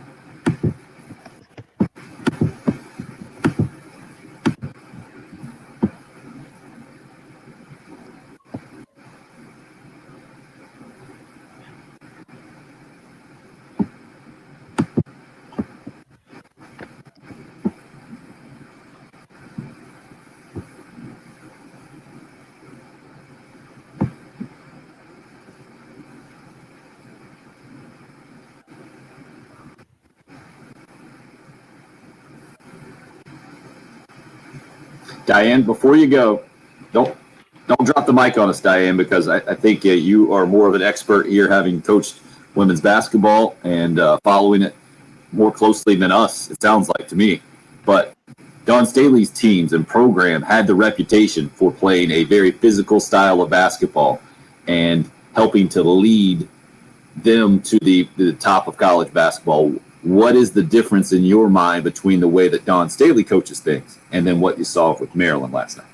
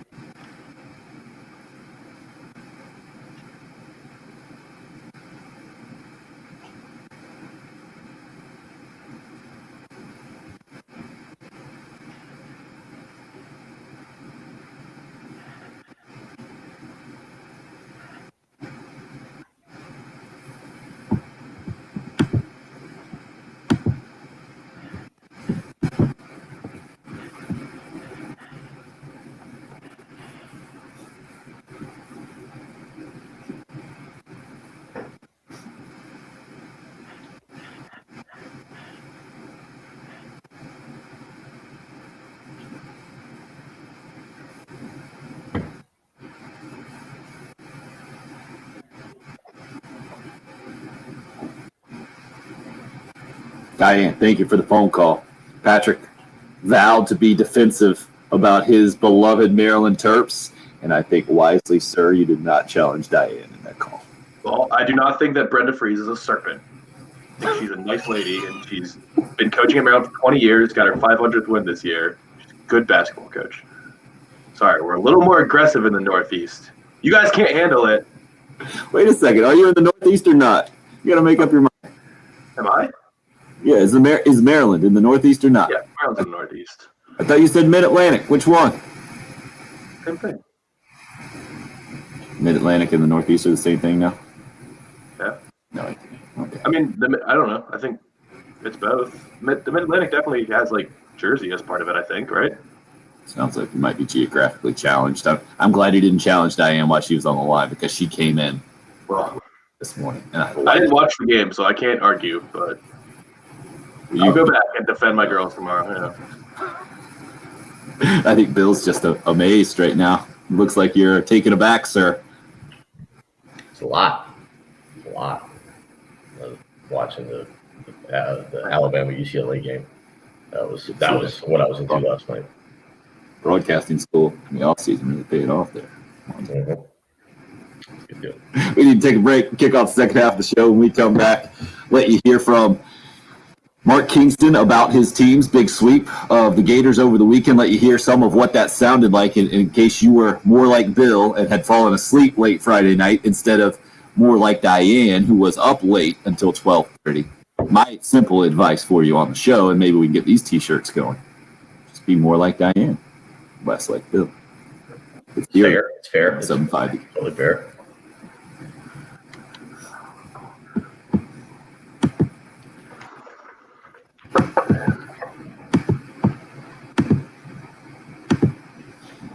I forget which time it was this weekend. The almost one-year-old, continues to wear us out, and I'm following around all the time. One time I specifically was on the floor. I'm like, oh, no, floors again. This is my life at home these days, wandering around with the one-year-old, making sure he's not putting something in his mouth because he's always picking something up. Fortunately, around my house, I've gotten professional help a couple of times. And fortunately, we've got professional help with our floors as well. Zero Res, I recommend their carpet and air duct cleaning, a great job. They've been out to my house a couple of times. The patent-powered water system, it's different than any other carpet cleaning service out there. and it's more effective because, first of all, there's no leftover soapy residue. That's not involved in the carpet cleaning process for Zero Res. That's why my carpets have stayed cleaner longer. More importantly, at my house, with the little guy, and we got a 6 and 8 year old wrestling around all the time, and that's another whole challenge at my house. But there are no harsh chemicals involved in the process. That's what you need to know. You don't need to hear my issues here. You need to know that Zero Res can do a great job at your home. It can also help you with your business. If you're in charge of a business out there, the commercial cleaning division at Zero Res, cleaning and sanitizing, following all the CDC guidelines in the process, working day and night, making sure all businesses are clean and sanitized as well as possible. Check them out online, ZeroResColumbia.com, 803-262-4020. 3 rooms of carpet clean for $119 plus a free hallway. When you mention me, Tim Hill, it's Zero Res. Spell it backwards or forwards. It's the right way to clean.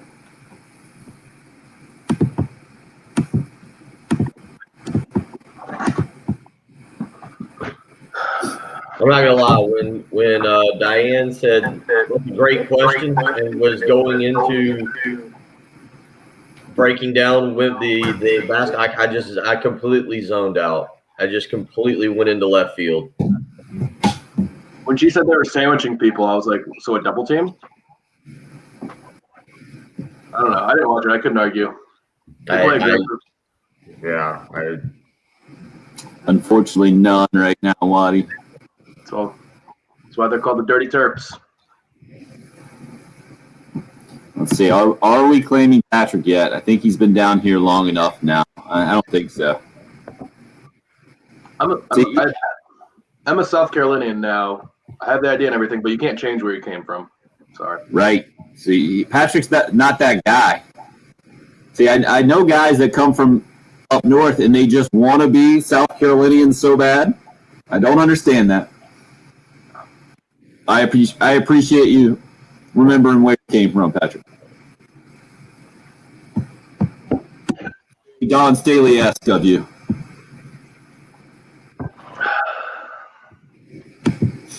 Jen, are you there? Or are you doing something? Yeah, I'm here. You want to cut that sleep number in the next segment or in the next break? Yeah. The next one would be or end hour.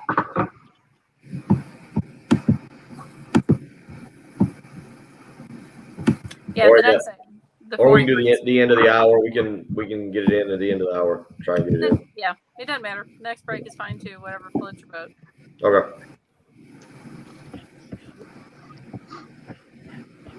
It took a minute, but I finally was able to go back and read the Heath and Brad. Yeah, conversation. Yeah, done it. Still haven't done it. There was a lot there. Brad had receipts. Had receipts. Yeah. He definitely had earmarked a few things in the past 7 or 8 years that had been said. There, he didn't go with any current references to what Heath was talking about. I'm gonna just start keeping a notebook, and every time someone says something that I disagree with or don't like, I'm gonna start adding them up. Just come back to it later. Then in 6 or 7 years, somebody's gonna say something. I'm gonna pull it out, and I'm gonna name all the things. This isn't the first time you've said something like this. Actually, in 2011, you said this, and oh man, I think that's why you just got to find people's Twitter. Go back, scroll through their Twitter, screenshot. Yeah, you could do that. It's kind of like I still get angry. There was another basketball scout years ago, and when they were coming out of college, or it was right about this time several years ago, I made the comment that Karl Anthony Towns should be number 1 and not Jahlil Okafor. And the dude just went off on me on Twitter, just saying this is why people shouldn't subscribe, why I had no clue. I was like, dude, there is a pro prospect. They're entirely different. And I just don't have it in me to – I went back and found the tweet a few years ago. I did that timeline search thing where you could do it. Yeah. But I didn't have it in me to, like, bring up a 5-year-old argument about Okafor barely making it in the league and Karl Anthony Towns actually being pretty good.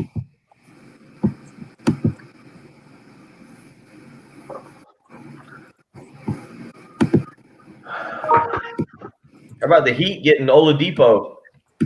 Yeah, but how about the Nets getting LaMarcus Aldridge? Yeah. Shane, let's How do about the we're coming back walk-offs from a now. break? Can we do the walk-off? Yes. Irving, And then- Harden, Durant, Griffin, Aldridge is a ridiculous starting five.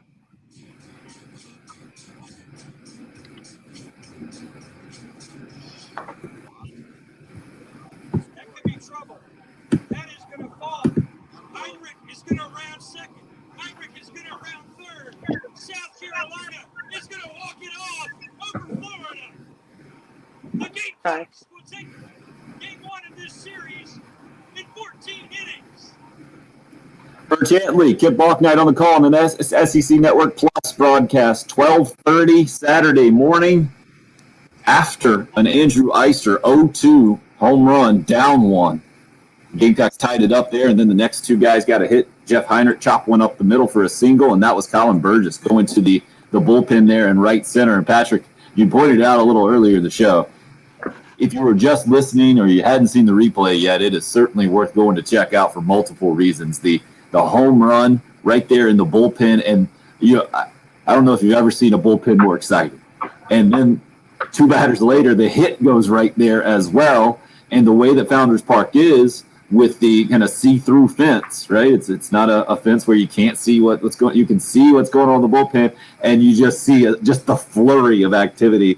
Kev Roche, the illustrator of those Just a Chicken books over there. He's a great follow on Twitter. I saw him call it a zoo exhibit. I think he said that was going on in the bullpen back there. It was college baseball, certainly from a Gamecock perspective at its best, but I saw national, just more unbiased outlets out there just throwing it out there as a great college baseball game. That's what it was on Friday night. And now on Monday morning after a sweep of Florida, what a massive difference in the Gamecock baseball conversation we have today than what we had just a week ago when the Gamecocks coming off barely avoiding a sweep at Vanderbilt and on the heels of a 6-game losing streak, now backing that up with a 5-game win streak, and right there in the conversation for being in the mix for an SEC championship after starting at Vandy and then Florida being 4-2. Bill, I mentioned it, really best case scenario. I know you were kind of looking at it in your mind as a 9-game stretch with these 3 series, throwing Texas in there as well. And you said 5-4 would be kind of best case scenario. Well, Carolina ended up 4-5, even though they got swept and lost the first 5 games. They come back and win the last 4. An incredible stretch of baseball now for Mark Kingston to come. Yeah, you're right. I mean, the SEC play is what matters, and 4-2 through 6 is strong. And you get 2 series coming over the next 2 weekends. Georgia on the road this coming weekend, Easter weekend, and then Missouri here in Columbia, South Carolina the following weekend before you go back into a string of ranked opponents. Now, we'll see where LSU is come mid-April. I think they're 22 as of today. We'll see what happens when the new poll comes out. Then you've got number 2 Arkansas, number 4 Mississippi, and number 3 Mississippi State on 3 consecutive weekends. So it's SEC play, and man, is it grueling? But certainly, Tim, to get a series win, I think to do it in multiple ways as well. The rally on Friday night, obviously the hits that we just played, then the incredible pitching performance on Saturday, and then being able to pick up the series sweep on Sunday gives you a lot of momentum, but it also gives you a lot of ways that you can win ball games, right? Your pitching can now step up and perform in the manner that they did on Saturday. You can get the bats going, 9 runs on Friday night, 8 yesterday. So a lot of different ways that this ball club can win.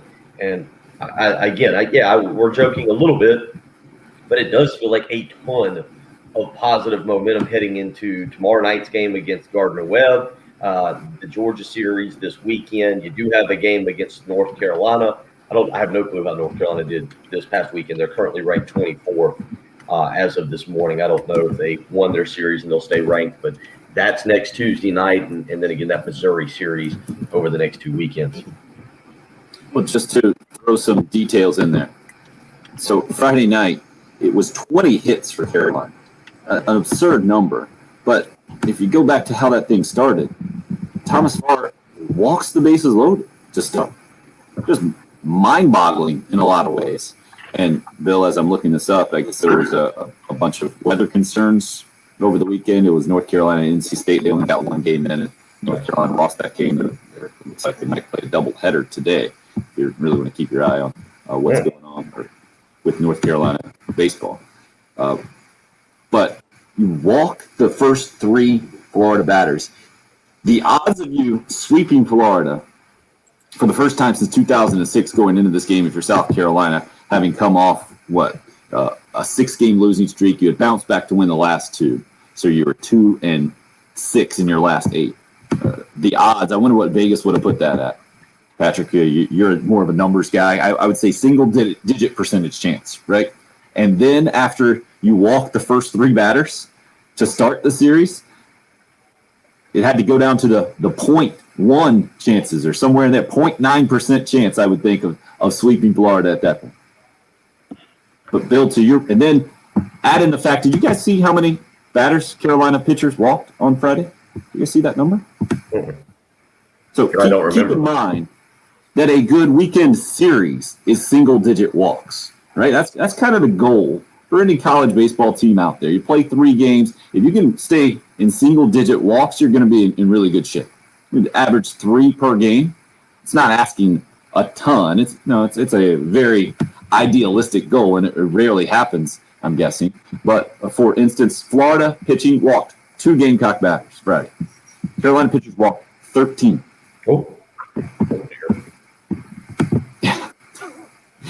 It was a very notable game in so many different ways. And Andrew Peters coming out of the bullpen was probably the best Gamecock pitcher there. Just outstanding. You just see the reactions when Colin Burgess was asked how Andrew Peters pitched. 4 innings, 1 hit, 5 strikeouts. It was electric stuff. And Julian Bosnick ends up getting the win, even though he gave up the home run there in the top of the 14th. Coming out of the bullpen. And remember, he had been the Carolina Sunday starter, so it was the adjustment going into this series that it was going to be a to-be-announced Sunday starter there. It all plays in to everything that went down this weekend for Gamecock baseball. Jan on the Facebook live stream points out, and they hit a batter. Gamecocks did. So 14 guys they put on base, and yet still come back to win that thing. Andrew Eister, one of the heroes, I would say the big-time hero with an 0-2 home run, down a run, and down to your last strike, and then Colin Burgess with a walk-off hit. But then, Bill, doing it in different ways is one thing, and getting one dramatic win against a really good team on a Friday night at home is one thing, but then how they backed it up, gave up just 1 run the next game. And Brandon Jordan going 7 really strong innings and getting the 4-1 win off the 3-run homer from Wes Clark on Saturday, and then yesterday using the win to your advantage with 5 home runs against a Florida pitching staff, again, that came in right there, if not a little bit better than the Vanderbilt pitching staff as a whole. You get the 8-5 win. Just a massively impressive weekend. I can't think of a more impressive weekend of Gamecock baseball in recent history, and especially at a time where you need it and you know the challenge to start the season. I saw it out there. I forget who put it out there on social media exactly, but when you play really good opponents, you have the chance to do this. And Gamecock baseball stepping up in a big way and doing it, and now kind of changing the tenor, the outlook of the season, I think, in a lot of ways. Whereas some of those other teams, Bill, that you're pointing out, as I look at the SEC standings, even really, really good teams, you said Mississippi State, I think, number 3 in the country. Well, they're number 3 in their division in the West. They're 2-4, a game under 500. LSU is a ranked team ahead of the Gamecocks, you said, in the standings. They're 1-5 in SEC play. And when you start like that, man, you got to expend a bunch of energy and play a bunch of good baseball just to get back to 500 in a massively difficult league. The Gamecocks starting 1 game above 500 through their first 2 series with Vandy in Florida is a heck of a way to start, for sure. And I am anxious to see how this thing goes, because it's been a roller coaster, like you mentioned. 11 straight wins, 6 straight losses, now 5 straight wins for Gamecock baseball. We'll continue to discuss as we roll on this morning. Want to let you hear a little bit about Gamecock football as well, with a lot of guys speaking on Friday, and a lot of guys speaking with reason for optimism, as you get in spring football typically. But I think I heard something a little different. Maybe it's that we're hearing it in a different way now with Shane Beamer and company in charge. We'll get into that discussion as we roll on this morning as well. 803-404-6100 is the number if you'd like to call or text. It's the early game here on 107.5 The Game. 107.5 The Game. The game is on everywhere. On the air, online, on your phone, or tablet on the app Alexa.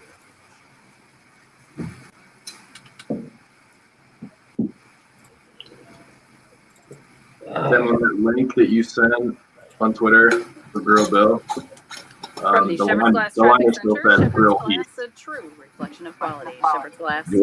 What? It says put Bill on the spot and we're not doing it. Mondays at 8:45, one listener will get to ask Keith whatever they want.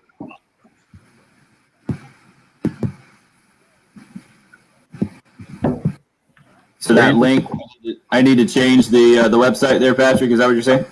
Yeah, if you just look, it says Grill Bill, put Bill on the spot, but underneath it says Mondays, one listener will get to ask Keith whatever they want. Well, are we supposed to do that today? No, they can just start qualifying today. Okay. But guess what? We're not giving you the questions ahead of time, so I'm not going to be prepared no matter when we start it. No, I just didn't know because, like I said, I'll do the first. If we're gonna go to 8:20 or 8:25, I'll do that segment. Yeah, no, it's not happening today. You're good. And then bounce. And then bounce. All right. Will you get better questions than Heath did, or you think it'll be about the same? Of our listeners, I think I don't know. I think we have a more. I think our listeners are a little bit more willing to have fun and cut up. Well, some people tried to. I think some people tried to be funny with Heath. That just didn't work. That too. Yeah. What was the one? If you put the straw in the berry or whatever. Yeah. Well, What was that there one? was one where it was just all fruit jokes. Yeah. It's like 3 straight fruit jokes. Something about a watermelon, a strawberry, and I can't remember. Who put the straw in strawberry? Oh yeah. But it was back then. It was from the Sonic commercial. What was the punchline though? Killed it. I don't know. It didn't matter what the punchline was. It was the reaction of Heath.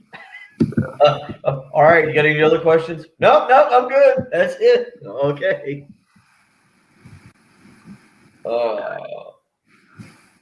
I remember a grand total of 1 good question.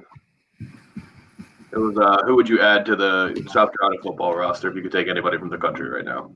Oh, yeah. Now that question, he probably spent 20 minutes on that. He did.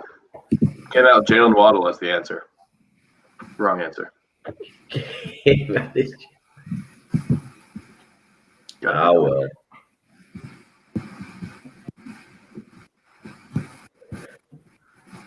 How much money is too much money to spend on a bathing suit? I debated this weekend.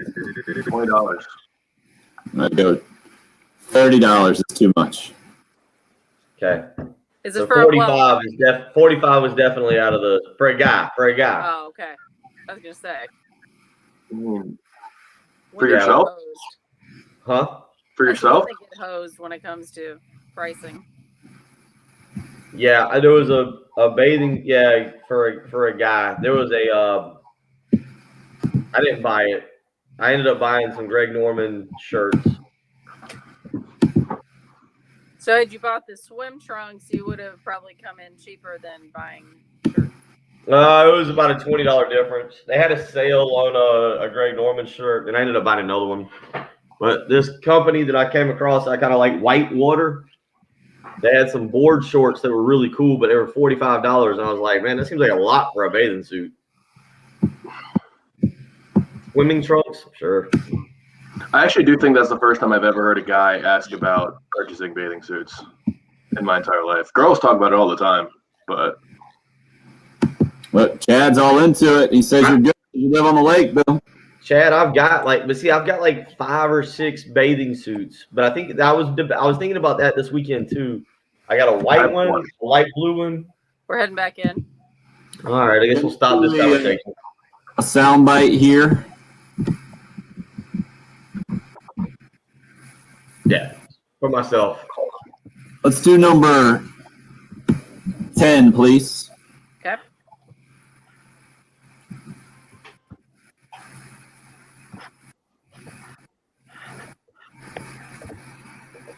So, he's going to push me and I'm going to push him, every single day. Kevin's a great player. He had a wonderful year.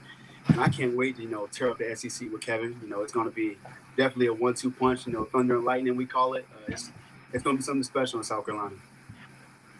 Marshawn Lloyd, freshman running back who had to miss season number 1 because of an ACL tear in practice number 3, I think it was last year, something terribly early and difficult to overcome. And I think that right there, what you heard from him, and he was asked a little bit later if he would have to be the spokesperson for Kevin Harris and the combination of thunder and lightning, and he did admit that Kevin is a man of few words. You definitely heard that after last year's 1,000-yard rushing season. But I think giving a lot of Gamecock fans reason for optimism after hearing from him, and I was impressed with nearly everything Marshawn Lloyd had to say, his outlook on things, and a lot of what Gamecock football had to say in a lot of ways, as you would expect after 3 spring practices, and reason for optimism, especially coming off a tough year.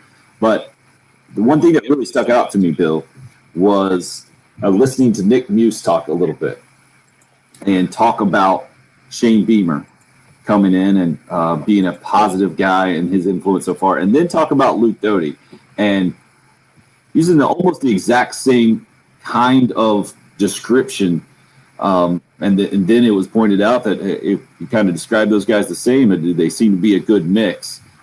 To me, that's the overall impression that I got from what I heard on Friday from the handful or so of Gamecock football players that spoke, including Ortre Smith and Randrekus Davis back from after opting out last year, that certainly right now it seems to be a good fit, which you just don't always get. You don't usually get, I should say, when you have a coaching change. And will be interesting to see how it continues to evolve. Talking about it's one thing. Actually, backing it up with some results and production will be a much different thing come the fall. I understand that. But that's what I heard. That's what stuck with me. And I guess I wasn't prepared or wasn't feeling like I was going into that expecting to hear that from these Gamecock players. What about you? No, I think it's very normal for what they're saying now. Again, there's no adversity at this moment. Everybody's playing the same amount of snaps. Nobody's lost a game. Everybody's catching the same amount of passes, or it's getting the same amount of carries. Let's see what happens after the Georgia game if something kind of goes south on South Carolina in that game. But right now, I mean, how many times have you ever heard a press conference for a new coach where a player comes out and is like, "Oh, yeah, I don't know about this offense we're going to try and run. Seems a little complicated defensively. We're not really pressuring the quarterback all that much. I think we're going to play some soft coverage." Shane Beamer as a whole, I said this in December and part of January we discussed it. Shane Beamer as a whole is a very positive guy. I don't know how that's going to translate when you start playing games and the score matters and we're all sitting in the stands. But he's a very positive guy. At that time, January, December, I thought that the next 9 months was going to be ultra positive, that you were going to see a lot of this stuff. And that's what we're getting. And I think in a month, in a little less than a month, when you get the spring game, the 9,000 or so that'll be able to go, or the people that'll be able to watch on the SEC Network Plus, I think are going to be very excited, and they're going to like what they see, and optimism is going to be extremely high. But how does it look after we watch the first half against Eastern Illinois? How do we feel after the East Carolina game? How do you feel after the Georgia game and going into the Kentucky game? There'll be some adversity that sets in during those games at some point. How do these players handle it? How does the coaching staff handle it? Is it today or tomorrow, Tim? I forget, today or tomorrow. I think it's tomorrow. Marcus Satterfield and Clayton White will speak. I'm actually more interested to hear from them than the players, just because I want to hear what they see from the players and how they feel like their their schemes are being absorbed, how they're being handled, what they're seeing from that to me is going to be two of the more interesting interviews of the spring, hearing those guys, Marcus Satterfield in particular, and how they view these players. I know it's going to be positive. I don't expect Marcus Satterfield to go, man, Luke Doty's footwork really needs to be improved. And, yeah, I don't know if he can hit a slant route. And, man, Jason Brown, he's way behind. But I am interested to hear those guys talk about their schemes and how they see through 4 or 5 practices players starting to evolve in them. Well, I think that's where we get more guarded comments from more experienced guys and coaches. And whereas with the players on Friday, I expected to hear in a large part what I heard, but I didn't expect to see a reaction like when Marshawn Lloyd was asked about Kevin Harris, he couldn't help but smile before he answered the question. And to me, it's little things like that you can't hide, even with PR speak or the old coach speak or cliches and one game at a time. To me, that's what that's an example when Nick Muse is asked about Luke Doty and he says he has a special connection with him. It's little stuff like that I didn't expect, I think, listening to these guys. Chris, who's going to be Thunder? Who's Lightning? Have you seen Kevin Harris run, man? He's the Thunder. Marshawn Lloyd says he'll actually try to make guys miss and be the Lightning part of that. Hour 3 coming up.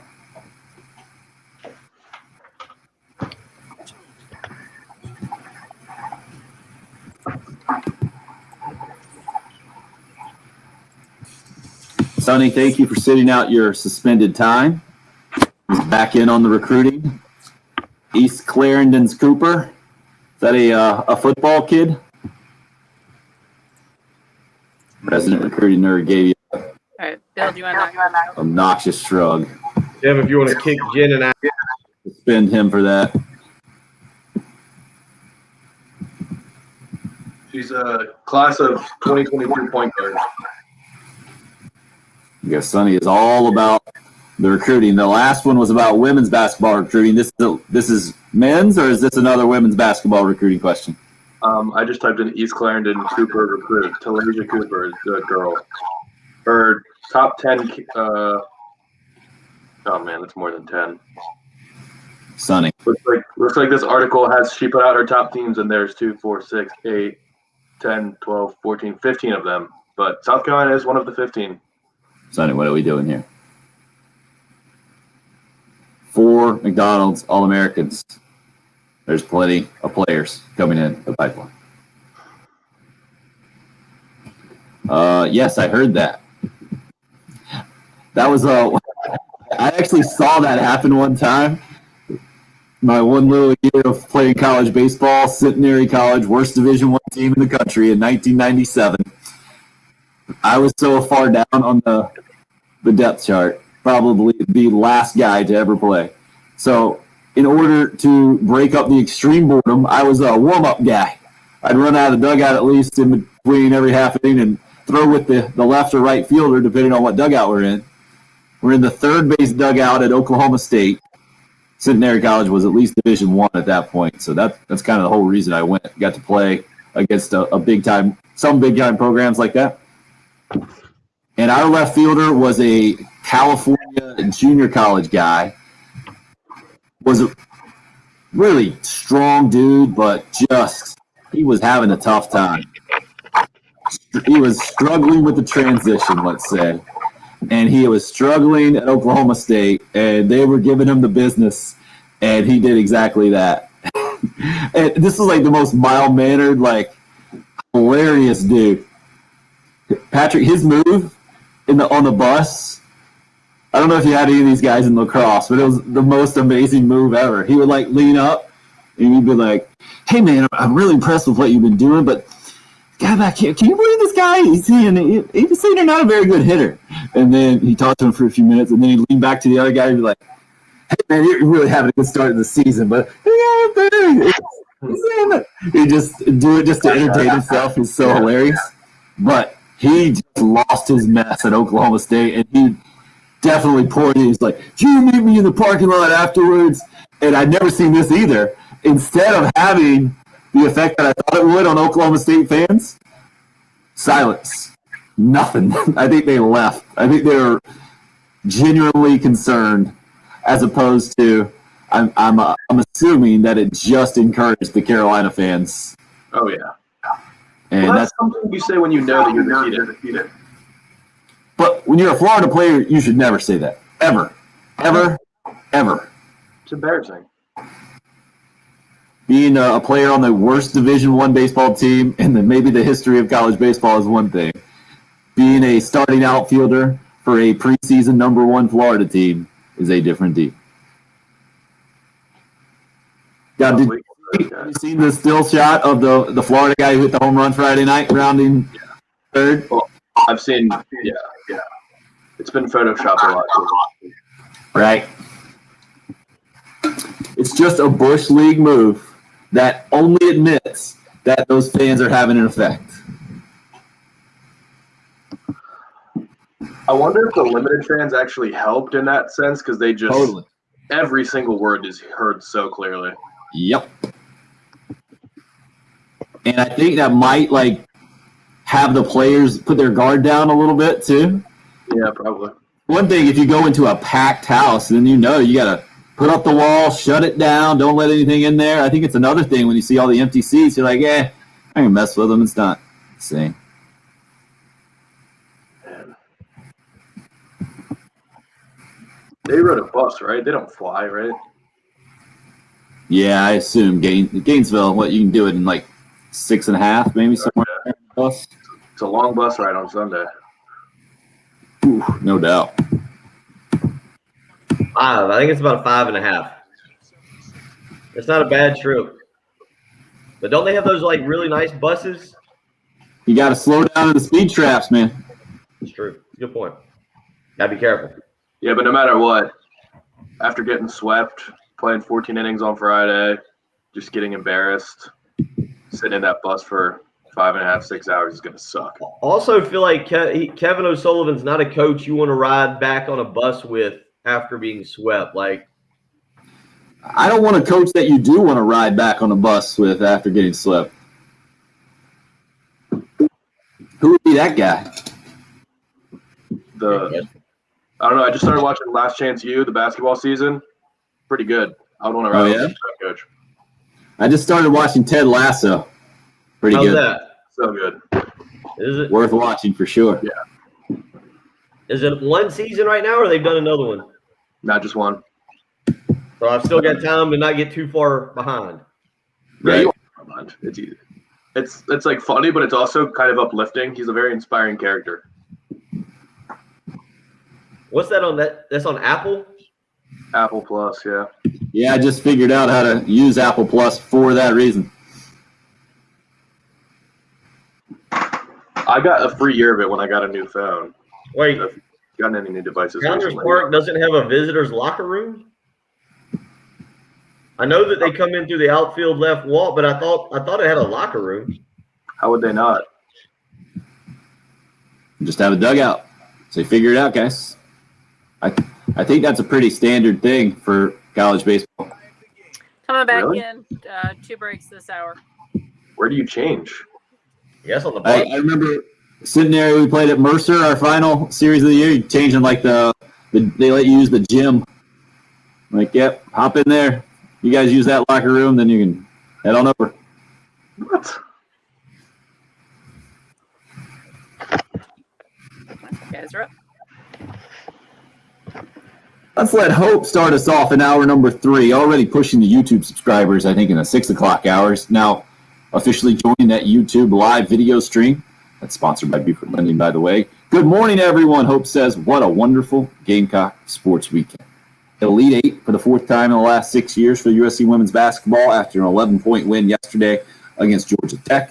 They'll play tomorrow, 7 o'clock, against Texas. Vic Schaefer, former Mississippi State coach, leading the Longhorns to an upset over Maryland that had Diane very upset about Maryland's style of play a little bit earlier, and Trey with the line of the morning so far. Diane referred to the Maryland coach as a serpent, and Trey said, good morning to everyone but that snake, Brenda Freaks, the Maryland basketball coach. So we've got that going, and a sweep for Gamecock baseball over Florida. First time since 2006 that has happened. First time, I think more notably, Bill, the first time that Gamecock baseball has won a series against Florida at all at Founders Park in the last 12 years or so. And I get it, you only get that every other year, but to me, that just shows you really how good Florida's been. Because this is the difficult part about breaking down college baseball from our perspective. We do a show every day. But a singular game in college baseball, one of the 56, can be so overanalyzed, or it's just not what college football is. And I feel like a lot of times we discuss it as such, or we do it too much. But that Friday night game, and if you didn't stay up the 5.5 hours and make it to 12:30 Friday night and see Andrew Eister hit a home run when the Gamecocks were down to their last strike to tie it up, and then see a couple of batters later Colin Burgess walk it off, you didn't see Andrew Peters electric out of the bullpen, and the Gamecocks walking 13 guys, hitting another guy, and overcoming that with 20 hits. And it was an epic college baseball game, and I try not to be a prisoner of the moment as much as possible. I had to put out it took me a solid 5 minutes, I think, to digest what I saw, wrap my brain around it, and then compare it to the tremendous Gamecock Gators matchup back in that 2011 College World Series final series, where Carolina won a couple of dramatic games there to get their second straight national championship. I mentioned it wasn't that, but it wasn't far off, man, because of everything involved in that, because of where I think, Bill, the Gamecock baseball program is right now compared to what Florida is in that stat, and not having won a Founders Park series, and Florida being the unanimous preseason number one, having won a national championship recently, and Kevin O'Sullivan having been that guy that I think would have been the choice for a lot of Gamecock fans. Instead, it's Mark Kingston and another Florida guy at the time in South Florida that had competed really well in the matchups against Florida, and yet through 2 full seasons, 1 game away from the College World Series in the first one, and then a 500 record in the second one. Now, to me, for all these reasons, that added to the drama. And then you had the baseball game, which was an epic game in a lot of ways, in 5.5 hours. I think still the longest game in Florida baseball history is what I saw. But the Gamecocks coming out on the right side on that one, and then backing that up with a couple of more wins, Bill, is why the conversation has shifted appropriately, I think, for Gamecock baseball going into today, and it's shifted so dramatically in just a week's time after what was a 6-game losing streak and a very narrowly avoided series sweep at Vanderbilt with a comeback win on Sunday this time last week. Yeah, I think to me the question is, does this weekend change your overall expectation for South Carolina baseball? Did you already hold them in such high regard that you thought that they should be a College World Series contender? Did you, did you think that you needed this? Are you kind of like me, being serious like this? Did you want to see something tangible? I don't think the Clemson series, I think at the time, maybe the Clemson series, because it's a rival, it gave people a lot of hope. But then you see the Texas series, you see the Vanderbilt series, maybe it knocked you down a peg or two. But does sweeping Florida and the way South Carolina did it, does it change your, again, what I think is fair, your realistic expectation? Look, South Carolina baseball team, we kind of talked about this because of what we watched under Ray Tanner, even though you pointed out in hour one, and I was just blown away by it. It's been 9 years since South Carolina's been to the College World Series. That's an incredible stat after watching them go 4 times in, 10 years? Is that right? The Aaron Rawl year was, I believe, 01, 02? 02. 02 to 12, they went 5 times. 5 times. So, I mean, yeah. It's 6 times, my bad. So, I went 5 times out of the 6. That's okay, right. yeah. That's right. So let's stick with just your numbers then. But yeah, 6 times. So fans get used to seeing that. Well, now you go 9 years without going. Certainly, that's still the goal for South Carolina baseball. That's still what the expectation is, but sometimes not always realistic, right? Like look, South Carolina fans would love to win 10 games in football this year. That should be the goal. Win 10 games. Doesn't mean it's a realistic goal. So this weekend, I wonder how much it changes maybe the mindset, the perception, and what, again, we'll say is the realistic expectation for this baseball team. I think you and I have agreed. I think Patrick's on board with us. Jen's on board. Realistically, South Carolina should expect to host a regional every year and play in a super regional. Not host a super regional. Those things are tough to do, but host a regional, get to the super regional. That's realistic. Did this weekend change your mindset of what you really see from this baseball team? Or because you look at the schedule, we pointed it out. You're right. The schedule as it stands today, the numbers will change a little bit. But right now, you still got a game against number 24 North Carolina, a 3-game set currently against number 22 LSU. LSU's 1-5. I'm guessing they'll drop out of the poll. Number 2 Arkansas, number 4 Mississippi, number 3 Mississippi State, and number 12 Tennessee. It's not like the schedule gets easier. You don't look in the rearview mirror and go, whew, Texas, Vanderbilt, Florida, the tough part of the schedule's over. It's easier from here. No, it still gets tougher, but does it change your expectation a little bit? I think that's where we sit on a Monday morning here coming after a big weekend for Gamecock baseball. Okay, Bill, let me put some numbers to that. The headline on D1Baseball.com, they get up early. This came out, I'm trying to see it. It doesn't even say when it came out. I'm not looking at it, or I'm not seeing it right now. Texas joins the top 5 South Carolina surges in the new poll. So the Gamecocks last week, after what had happened, the 6-game losing streak, but they had bounced back and won that last series, the series finale against Vanderbilt, they had dropped in D1Baseball.com poll from 16 to 25. You want to guess where they are today? I would say 8. New poll just out. 18.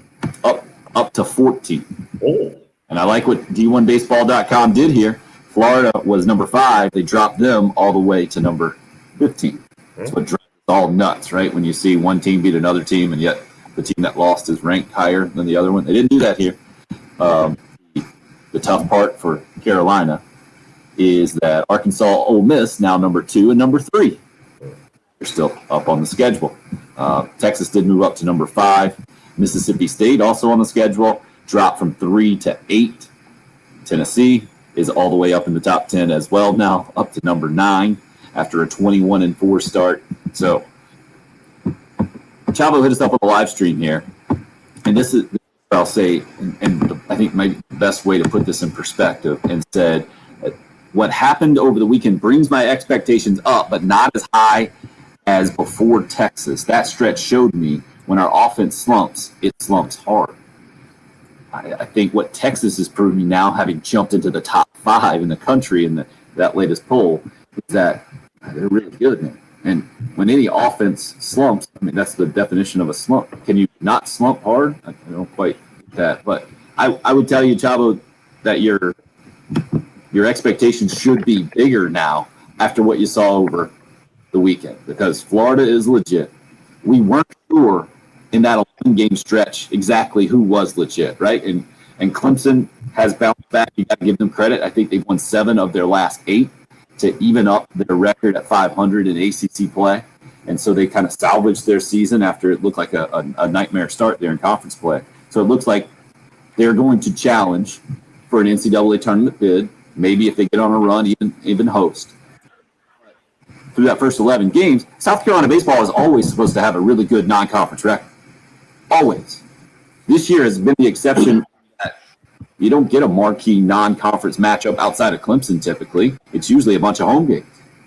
When you kind of get tuned up for SEC play, because, like I mentioned with these SEC opponents, RPIs are ridiculous when you play all these highly ranked teams that are just on your schedule because of conference play, but having rolled Florida at home, knowing where Carolina was just this time last week, kind of down and slumping offensively for sure, but having that big comeback win in the series finale against Vanderbilt, I think that's where you have big-time expectations now for this team moving forward. And also, Bill, what you said, too, about being able to win games in different ways.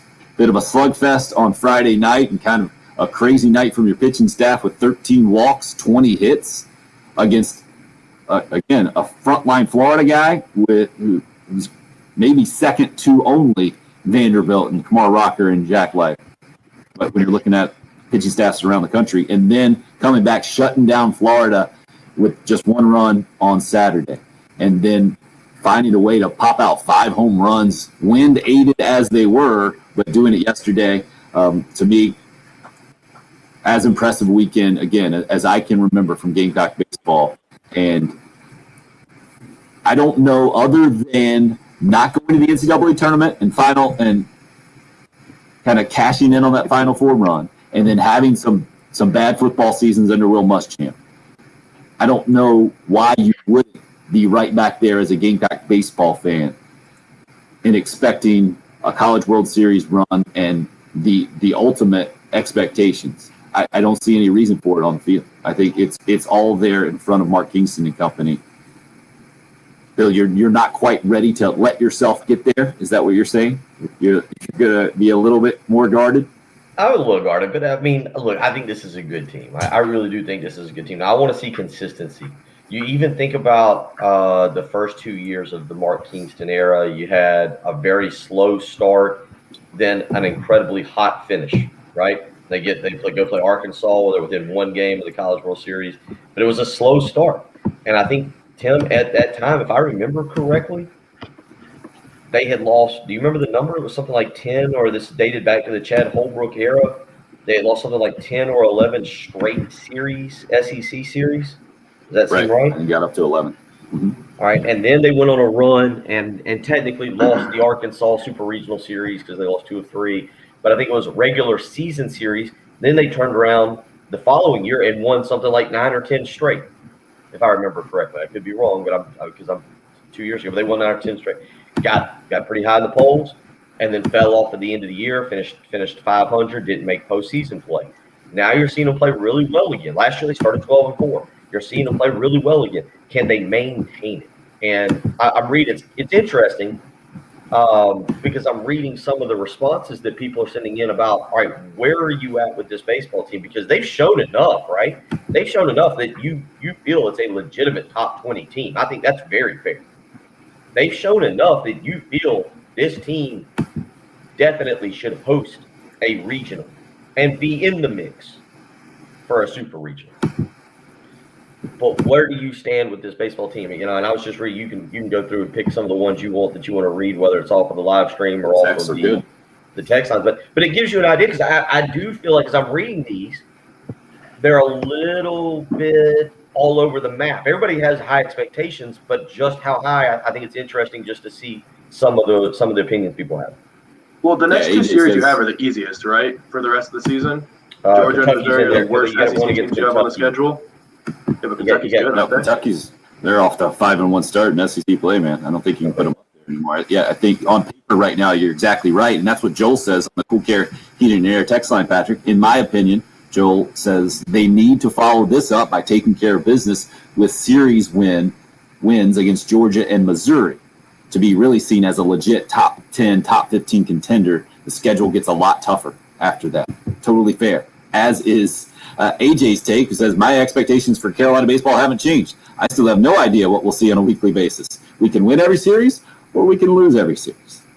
Well, now that you know that the 2 series losses are against top 5 teams, I think you can adjust that a little bit, but I understand where AJ's coming from there. Steve-O says, I said before, during and after the 11-game win streak, that this is the best Carolina baseball team we've had in 8 years. They should be a postseason team. That's still my expectation for this year. Notice I didn't say Omaha, Steve-O says. And Rick says, this shows that the Vanderbilt series helped us beat Florida. After those arms, Florida pitching looked elementary. I don't know about elementary, but certainly the Gamecocks were geared up for it. But now you want to see that continue with consistent play moving forward. And that's going to be the challenge, no doubt about it. Hope also letting us know that the Baseball America poll is out, and the Gamecocks are up to number 11 in that poll. Again, the D1 baseball poll is what we're kind of going off of just for any kind of consistency on the program, up from number 25 to number 14 in that poll. So I think it sums up what Carolina baseball has been. Last week, they dropped 9 spots from number 16 to 25, and now this week they're back up 11 spots again. It's March. You got to kind of take everything with a grain of salt when it comes to college baseball, but you sweep Florida for the first time since 2006, and I think it justifies the good feelings around Gamecock baseball for sure. USC women's basketball also feeling good going into the Elite Eight matchup. It's a familiar matchup we've seen on the coaching sidelines. Don Staley against Vic Schaefer. Let you hear some of what Coach Staley had to say, especially about one particular player who stepped up in yesterday's big Sweet 16 11-point win against Georgia Tech. That's coming, as well as a larger Frank Martin discussion, Gamecock football discussion as well. It's the early game. It's 107.5 game.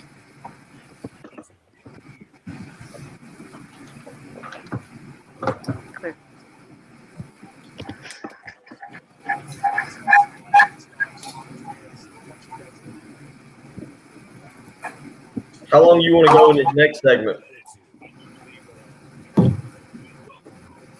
We're clear all the way through, so if you want to jet, feel free, man. I was going to say, yeah, I mean, Golden Hills is right down the road. If you want to go to 6:35, I can go change real quick. That way when I bounce, it's up to y'all. I'd say we're good, man. Go ahead and roll. Take it All right. Smoothly. No need to rush. I'll be out tomorrow, but I've got some stuff based on those emails that I need to send you to pass on. Some people. So I'll either call you late this afternoon or I'll email you and we'll catch up for a few minutes. All right. I will see y'all Wednesday. Hit it good. That's the goal. Later. Yeah. Where is he going? Golfing? Yeah. I think it's a 9 o'clock tee time over at Golden Hills.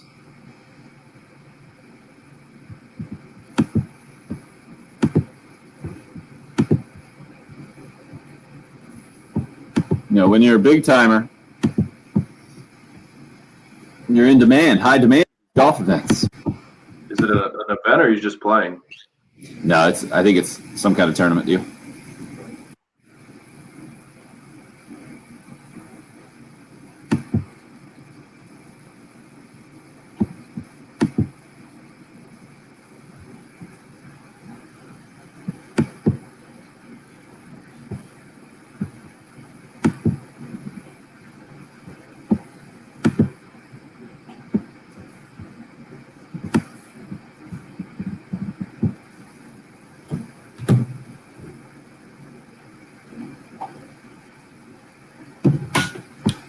So, Patrick, you want to give the live stream gas baggy hot take? I don't think we'll get to it on the air about what the Dolphins did.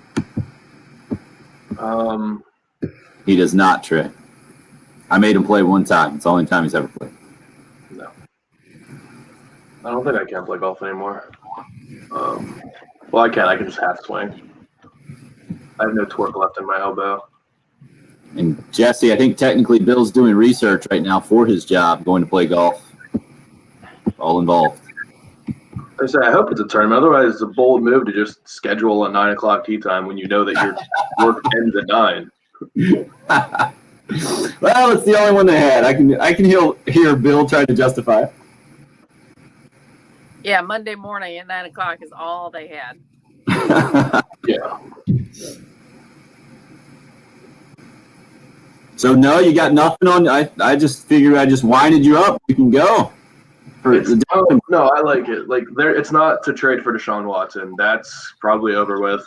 The reason they traded back up to 6 is because I think they probably think there are 3 like truly elite players in the class outside of the quarterbacks, and now quarterbacks are going to go 1, 2, and 3 with Lawrence, Wilson, and I'm guessing Trey Lance will go 3 now instead of Justin Fields, but that could probably still change. But quarterbacks will go 1, 2, and 3. So the Dolphins, by trading up to 6, will guarantee themselves at least Penei Sewell from Oregon, Jamar Chase, or Kyle Pitts. And if they were at 12, they would definitely get none of those guys.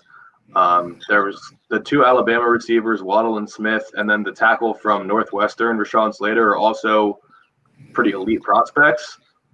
But I think 6 was probably a targeted number so they can guarantee themselves one of the true, like, legitimate blue chip players that are probably generational prospects in some regards. Like, Jamar Chase would have been the top receiver taken last year. He would have gone above Jerry Jeudy and CeeDee Lamb. Kyle Pitts, we haven't seen a tight end like him probably ever. And Penei Sewell has been dominating since he was 17 years old in the Pac-12. So he's just a different type of human being.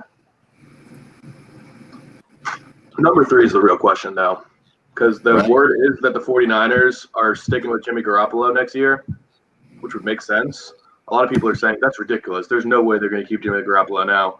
I kind of don't agree with that because he will give them a better chance to win next year than any rookie probably.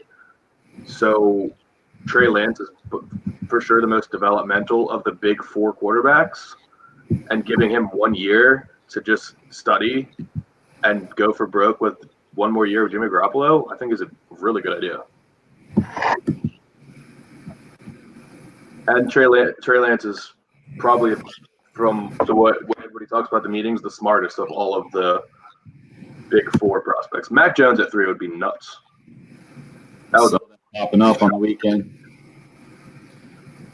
Fields. I don't think Fields is that far down. He's probably still his pro day's tomorrow. He could still be in play for number 3. I just think the way they're talking about Jimmy Garoppolo sounds like Trey Lance. And apparently the kid's just super, super smart. Like the coaches were only allowed to do so much with them, so he led his own meetings on Fridays before games. He was the only one of the quarterbacks that actually called his own protections, and they run a very NFL style of offense in North Dakota State. So it sounds like every coach that gets in a room with him is going to just absolutely fall in love with him. Good timing. We're almost back. We do number 2, please. Okay. Thank you. I still think the Panthers will need to trade up to get Justin Fields, though. If they could stay at 8 and get him, that would be a dream scenario for the Panthers.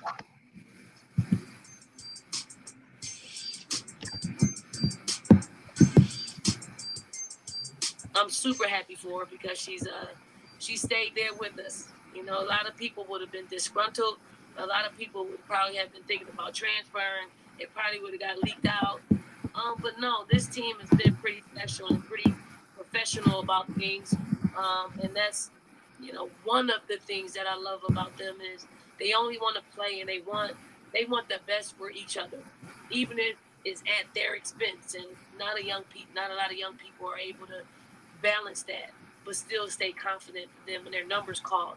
You know, say, hey, you know, she stuck it to me. Like, this is what you could have been getting all year long. You know, if you believed in me, if you give me that opportunity. So I'm certainly a believer. Dawn Staley talking specifically about Letitia Mayhew leading Carolina in rebounding yesterday with 7. Second leading scorer, 15 points, 7 rebounds, especially big with Aaliyah Boston, the Carolina All-American post player in early foul trouble and only with 9 points and 5 rebounds. And an example, the 7-person rotation, 7-woman rotation yesterday for Dawn Staley and company. Every single player with at least 6 points, and most of them right around double figures, 3 in double figures, a couple with 9, 1 with 8, and then the 7th player, Destiny Littleton, with the least playing time. She scored 6 points, hitting a couple of threes, and the Gamecocks 8 out of 14 from 3 as a team. Impressive stuff there in the 11-point win against Georgia Tech to cash the ticket to the Elite 8 for the 4th time in the last 6 years. Moving on, 7 o'clock game time tomorrow night against Vic Schaefer and Texas, who upset Maryland. And we've talked about that at length already today. And Patrick, being a Maryland native, hasn't been too defensive. I'm proud of you for that. What did you make of what you saw yesterday from USC women's basketball? To me, Patrick, this is just more of the same, but as impressive as we've seen, because you didn't do it with your top line player or even players, I would argue. You found another way to do it, and you still win by double figures rolling into the Elite.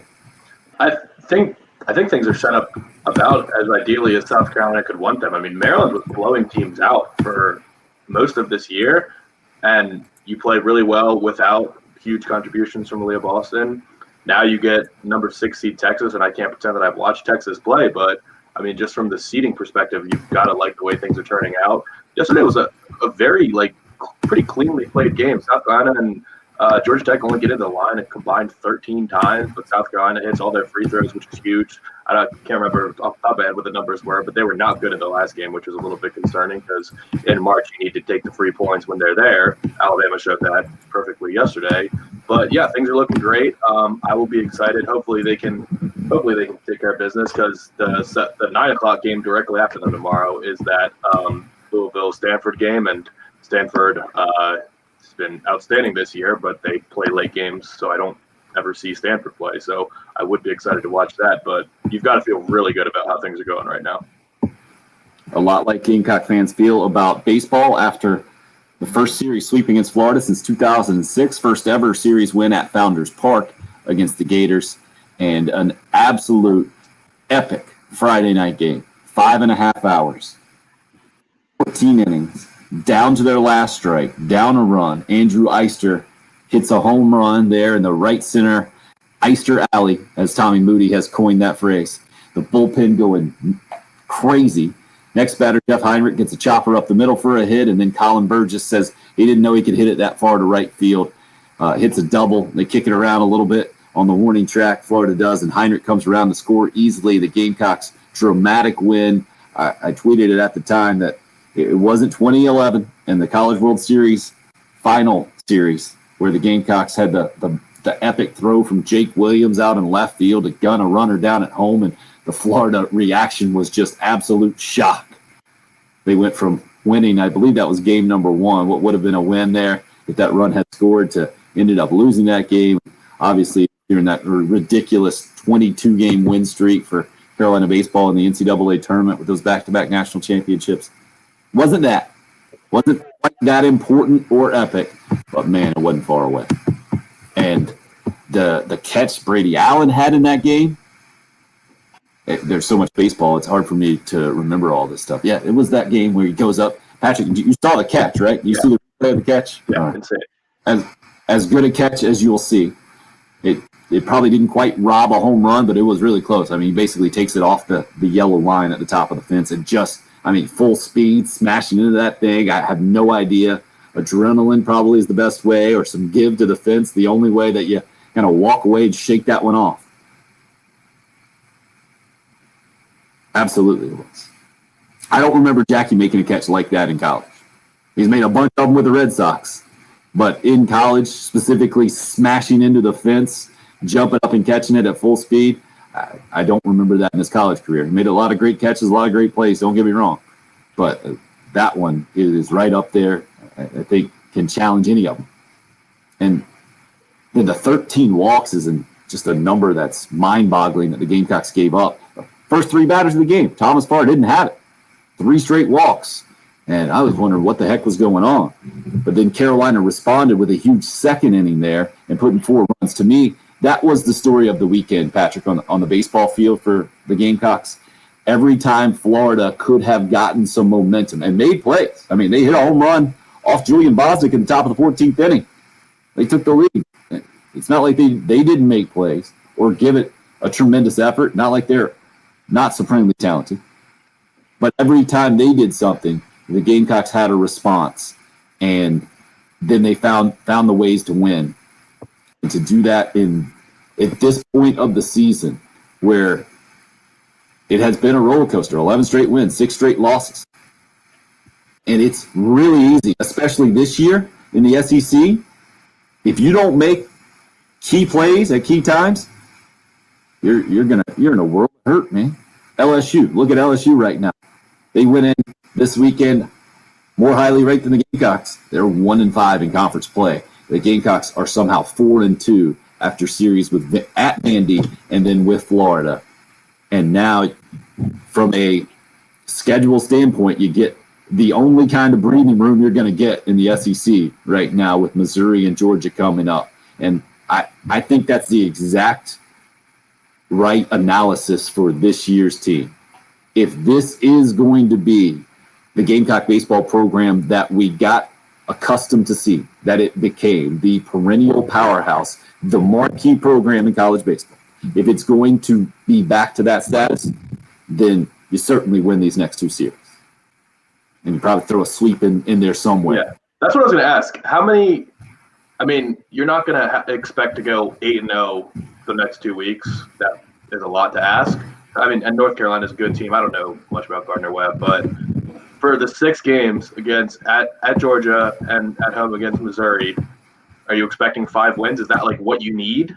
Or are you content, just take your 2 series wins, 4-2 you'll be content with, and just keep it moving? Craig says 5-1 next two SEC series. I guess it That depends. seems like what the expectation would be now. Well, to me, you're talking about what are you expecting to put yourself in position for? You expecting yourself to get one of those top 8 national seeds? I don't think they do it that way. I think they do the 1 through 16 these days. But to be in position to host the Super Regional, which is kind of the ultimate goal, in my opinion, in college baseball, you got to. Ray Tanner always said it. You got to put yourself in position to make a run. And then if you're hosting for a berth in the College World Series in a 2 out of 3 series, you've done it, right? Who knows what's going to happen in the series? 2000 season for Gamecock baseball taught everyone around here that. But yeah, if you're going to be that, you gotta win 5 out of 6 for sure. Now, if you just want to be a little bit more tempered and say, hey, man, just be one of those 16 teams, right? Host a regional. You got to start there with this program kind of regrouping and coming back around after the Chad Holbrook era. Yeah, I get that too. But if it's going to be back at the best programs in college baseball, yeah, you take 5 out of the next 6 and you continue to roll for sure. Obviously, 4 out of the next 6 is nothing to sneeze at, and you're still moving right along. But maybe not quite at that, hey, you're on pace now to be one of those top 8 teams and to make sure that you host that super regional round, which is so important. And the numbers, I forget what it is. I think it's somewhere around 70% of those teams that host super regional games typically go on to the College World Series, something like that. So it is massively important. And this year especially, where I think Hope might have hit us up with the number 6 out of the top 11 teams right now, at least in that Baseball America poll, are SEC teams, and Carolina's only played 2 SEC series. They're one as well, so that's 3 more left on there with Mississippi State and Ole Miss and Arkansas and Tennessee actually. So I think it might be. I guess it's Florida has dropped out of there, right? The preseason almost unanimous number 1 team in the country, not even included in that top 11 now. It's crazy to think about. And we were talking about LSU. They're disappointed because they're 1-5. That's who you got after these next 2 series. LSU lost to Mississippi State and Tennessee, who are 5-10 on that new Baseball America poll. So, I mean, right. But Vandy's coming to town, I think, for LSU now, or they go to. Either way, it ain't getting easier. And Jack Leiter, if you didn't catch it over the weekend, the guy who no-hit the Gamecocks for Vandy on Saturday of that series, he threw another no-hitter. This time, though, just 7 innings. They had to take him out, and pitch count was up there, and Vandy just missed the team no-hitter by giving up a hit with just 1 out to go in that ball game. But continuing to roll, and if you're a Gamecock fan and you were especially bummed about that performance against Jack Leiter, maybe you feel a little bit better and understand that that guy is ridiculous. And he and Kumar Rocker, I would not surprise to see them go 1-2 in this year's Major League Baseball draft at the very top of it. Well, they're they're combined 10-0 with 97 strikeouts already between the 2 of them.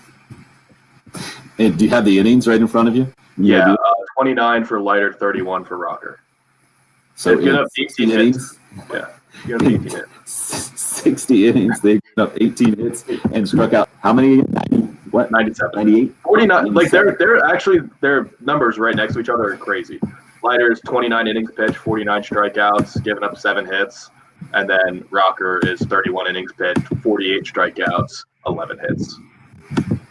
And again, Florida's top 2 pitchers, their numbers coming into this weekend were pretty dang close. They weren't quite that ridiculous, but both guys were 4-0. Both guys ridiculous strikeout to walk ratios.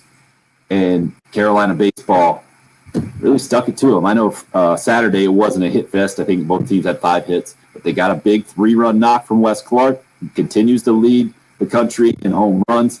You got to give the Gamecock baseball team a ton of credit. And I think separate that program from the other disappointment and frustration that you've gotten from men's basketball and Gamecock football. And you got to understand the tradition with Gamecock baseball it's just different. That is a different program. And that's why I think you can let yourself expect the most moving forward and believe that this is a College World Series type team. We'll see. Obviously, there's still a long way to go, and 24 SEC games left, and a lot of those will be against the best teams in the country.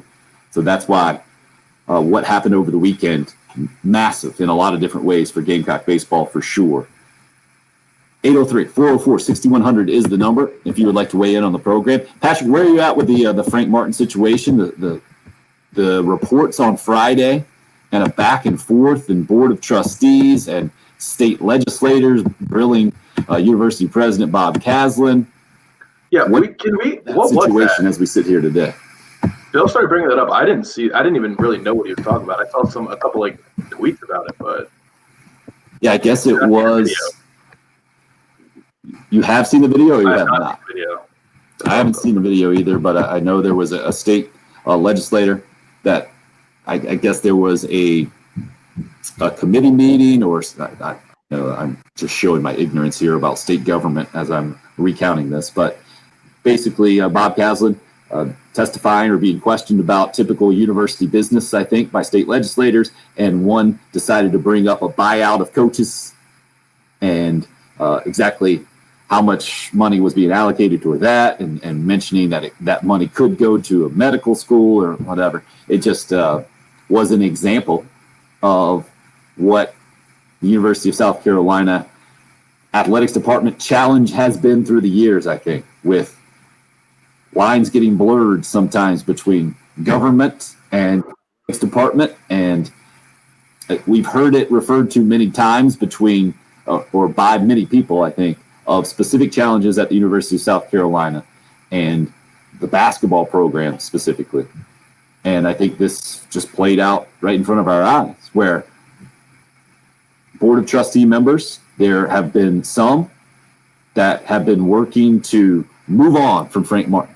And then I think on Friday, we heard more of the other side of that and more support for Frank Martin moving forward. Again, we haven't heard any kind of official statement about the future of the basketball program. The only thing we heard from that standpoint was that Keyshawn Bryant put out on Twitter that he actually declaring for the NBA draft, going through the process, mentioned though specifically not hiring an agent and looking forward to the process, which I think, Patrick, you and I kind of read the same as anything but moving on into professional basketball. I get it. I think Bill was kind of comparing it to the PJ Dozier situation, and he also made a similar announcement, and then very soon, I think 3 days later, something like that, had hired an agent. So maybe he didn't put it out specifically saying he wasn't going to hire an agent and just said he was going through the process. But we've seen multiple Carolina guys, A.J. Lawson being the best example recently, Chris Silva being an example recently of guys going through the process and then deciding to come back to Carolina. I don't know what the percentage play is at this point. I think we all understand. Keyshawn Bryant probably understands. He needs to improve a lot to become an NBA player. There's just a lot of different factors that go into this thing. Frank Martin and his future with the Gamecock program, I think, being maybe one or way up on the list for sure, where Keyshawn Bryant is with his family situation and all that factoring in heavily, I'm sure, as well. And I think Gamecock basketball fans wanting to have Keyshawn Bryant back in a Gamecock uniform, not extremely high on that list, but I think that's where a lot of Carolina fans have to be with maybe one of the most athletic players we've seen in a Carolina uniform in a long, long time.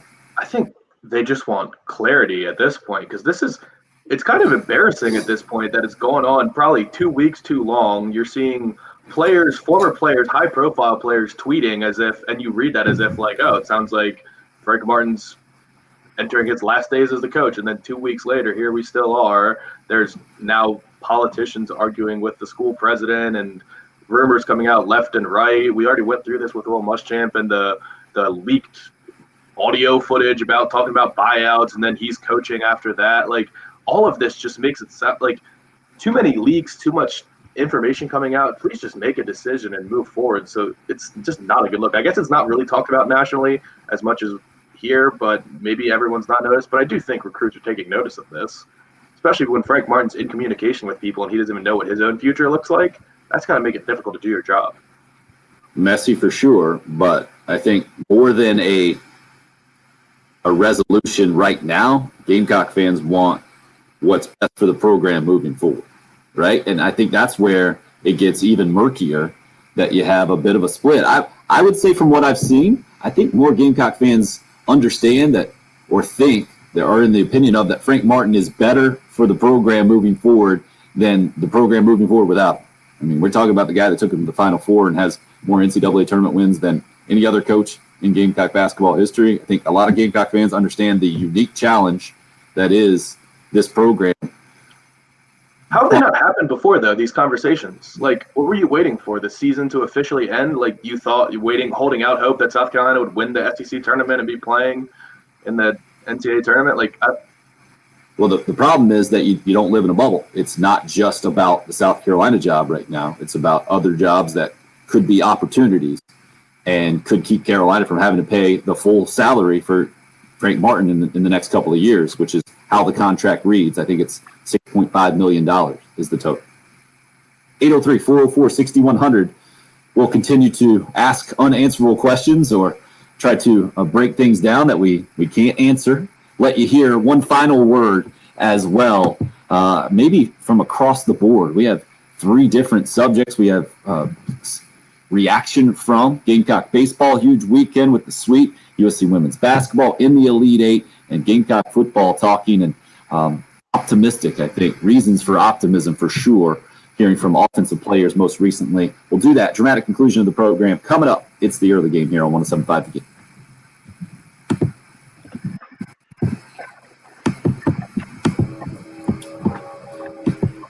We do not have anything here.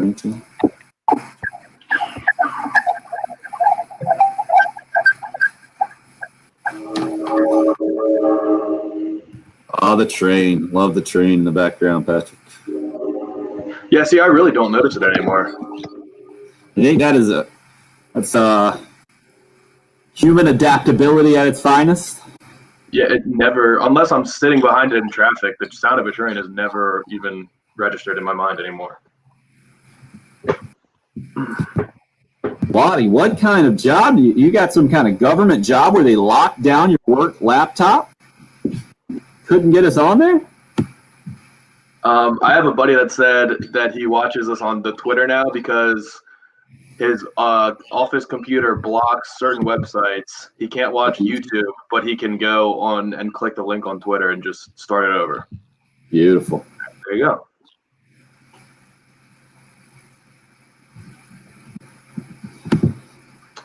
Oh, this weekend I went back and listened to the Sims podcast to figure out why he said he didn't like J.C. Horn. Worst possible answer he could have given. He said, I like speed. Said something along the lines of like, the thing that I value is speed in corners. So Caleb Farley is his number one because Caleb Farley is outrageously fast, like 4.2 guy. But he started like hyping up Patrick Surtain from Alabama and saying that J.C. Horn was like a 4.5, 4.6 type of guy. And then Horn ran faster than Surtain. So not a good excuse for just completely leaving him outside of top 5 behind people he ran faster than.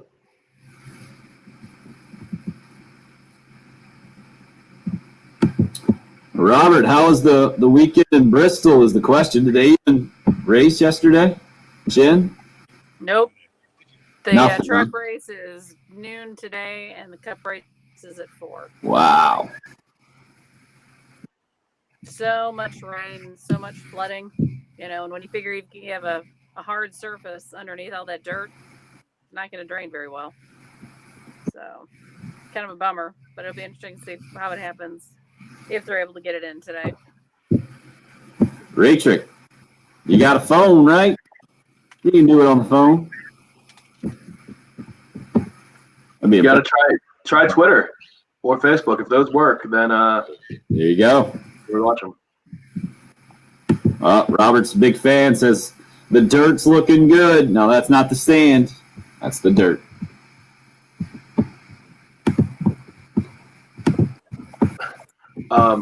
Back to who was talking about Dawn Staley. Oh, Sonny. I did look to Lasia Cooper. The first school to offer her was South Carolina in 2017. So Dawn Staley's not going to pass on the top 10 player, but we can relax. Also, I'm just like running through all the tabs that I still have open. The Mid-Atlantic Maryland is in both the Mid-Atlantic and the Northeast, by the way. How can you be in both? Because the Mid-Atlantic is basically like New York down to like Southern Virginia. and like it also includes West Virginia. So West Virginia and Virginia are in the Mid-Atlantic, but not the Northeast. And then Right. Maryland, Pennsylvania, New York, and New Jersey are in the Mid-Atlantic and the Northeast. So the Mid-Atlantic basically excludes New England. Is the Northeast minus New England plus Virginia and West Virginia. Garbage. What can I tell Chris? This should be off-air stuff. Actually, I'll talk to you about this thing in just a second. Yep.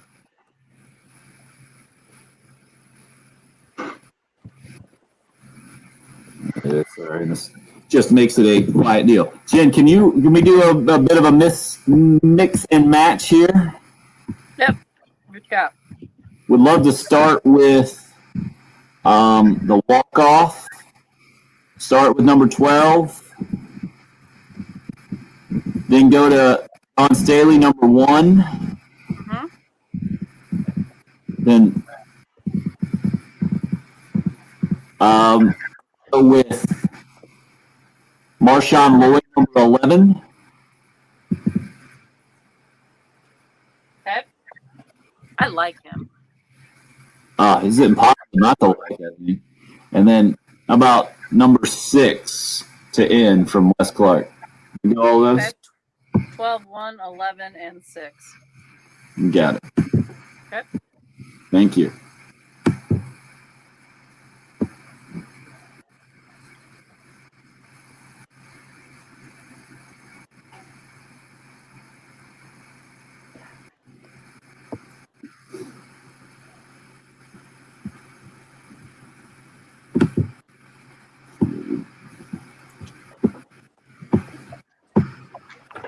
Everybody head back in.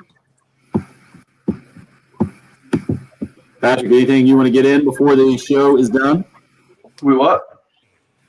Anything you want to get in at the end of the show? I don't think so. We're good. I'm going to turn the speaker up so people on the stream can hear the cuts. Not a girl. Wherever you go. And now, back to the early game. For better or worse, with Tim and Bill.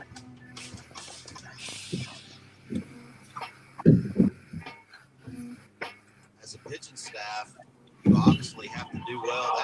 That could be trouble. That is going to fall. Heinrich is going to round second. Heinrich is going to round third. South Carolina is going to walk it off over Florida.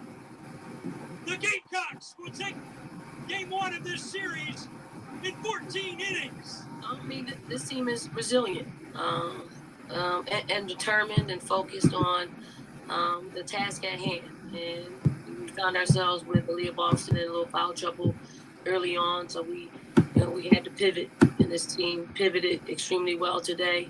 I came here for actually coach Thomas Brown, but I thought I did actually. I came here because of the people, because of the atmosphere and just the football love here in South Carolina. Yeah, and it means a lot. It shows that earlier in the season when we lost to Texas, lost to Vandy, even like our midweek loss, that we can build from that. We've learned a lot about our team, and we're starting to figure things out, and we're going to get rolling. And it shows with this series. Carolina slugger Wes Clark continues to lead the country in home runs with 2 more over the weekend in the Gamecock baseball sweep over Florida, first time since 2006. Before that was Marshawn Lloyd, the Carolina running back, who we've yet to see after an injury in his first season last year, discussing his situation and staying at Carolina, even though he wasn't recruited by anyone on the new coaching staff. You heard from Dawn Staley, USC women's basketball coach, after her team cashed its 4th Elite 8 ticket in the last 6 years. And then the call on the SEC Network Plus by Birch Antley and Kip Faulknight, the walk-off win for the Gamecocks, 5.5 hours, 14 innings, down to its last strike, down a run. Andrew Eister with a solo shot before what you heard from Colin Burgess, the double to right center field that scored Jeff Heinrich and led to that first sweep since 2006 and first ever series win against the Gators at Founders Park for Gamecock baseball. Quite a Monday to recap today, Patrick. How do you think we did? It was busy. I mean, good thing we still have tomorrow. No Bill, so we have more time to break it all down. Without him is, I guess, what we call it, revisionist history on his takes. I love the shots when he's not here. So rude. Himself. If you want to make Bill even more uncomfortable, just go to 1075thegame.com, by the way. Grill Bill starts 1 week from today. You can start to qualify for that today on our website. We ask Bill anything. We're going to do it every Monday morning starting next Monday. And if you put in your questions there on the website and they're good enough to qualify you, there'll just be one per week. And then we're going to end up giving away a Camp Chef pellet grill as the grand prize there. That Grill Bill segment brought to you by the South Carolina Pork Board, its member farmers, IGA Food Stores, and Camp Chef. Also wanted to give you the heads up, if you just got a hot take like Bill sometimes does, you need to get it off your chest, check out the Hot Take Hotline, there for you 24/7, 803-978-6654. If you need to vent, our Hot Take Hotline there for you, sponsored by Twin Peaks for the men who never settle. Go see them down in the Vista, 600 Gervais Street. How about a rare Monday, Patrick, tonight? Elite 8 basketball. Final Four tickets will be punched tonight, 2 of them, 2 more tomorrow night. USC women's basketball could be one of them on the women's side of things tomorrow night with a 7 o'clock tip-off as well. You going to make the adjustment and be able to get into it tonight on a Monday night? I'll be excited to watch one of the games, and then the other one, I'll just be bitter that they're playing it at 9 o'clock for absolutely no reason. There he is. Playing at 10, by the way. 10 o'clock, even worse. World's oldest 25-year-old. Dude. At least you didn't talk about buying yourself a swimsuit. I'll give you that. Thanks for Whiteboard watching. tomorrow. Dan Patrick Show coming up next. Boy, Patrick. And do men All right. really call them swimsuits? As opposed to bathing suits, trunks, board shorts. Yeah. What do you want? Like swim shorts, I don't know. I guess I'm not an expert. Yeah, that's your Bill segment. Your expert is on the golf course right now. All right, Just not have cool. hair. Thanks for weighing in. As always, good to see. Maybe Retrick's got a good idea of how to circumvent the government holding him down, not being able to watch this thing live. Yeah, Thanks. government doesn't know about Facebook yet. Yeah, Facebook too. See you guys tomorrow morning. Thanks for checking us out, and tell all the family and friends about the YouTube channel, would you? Please We need do. all your help. Thanks, guys.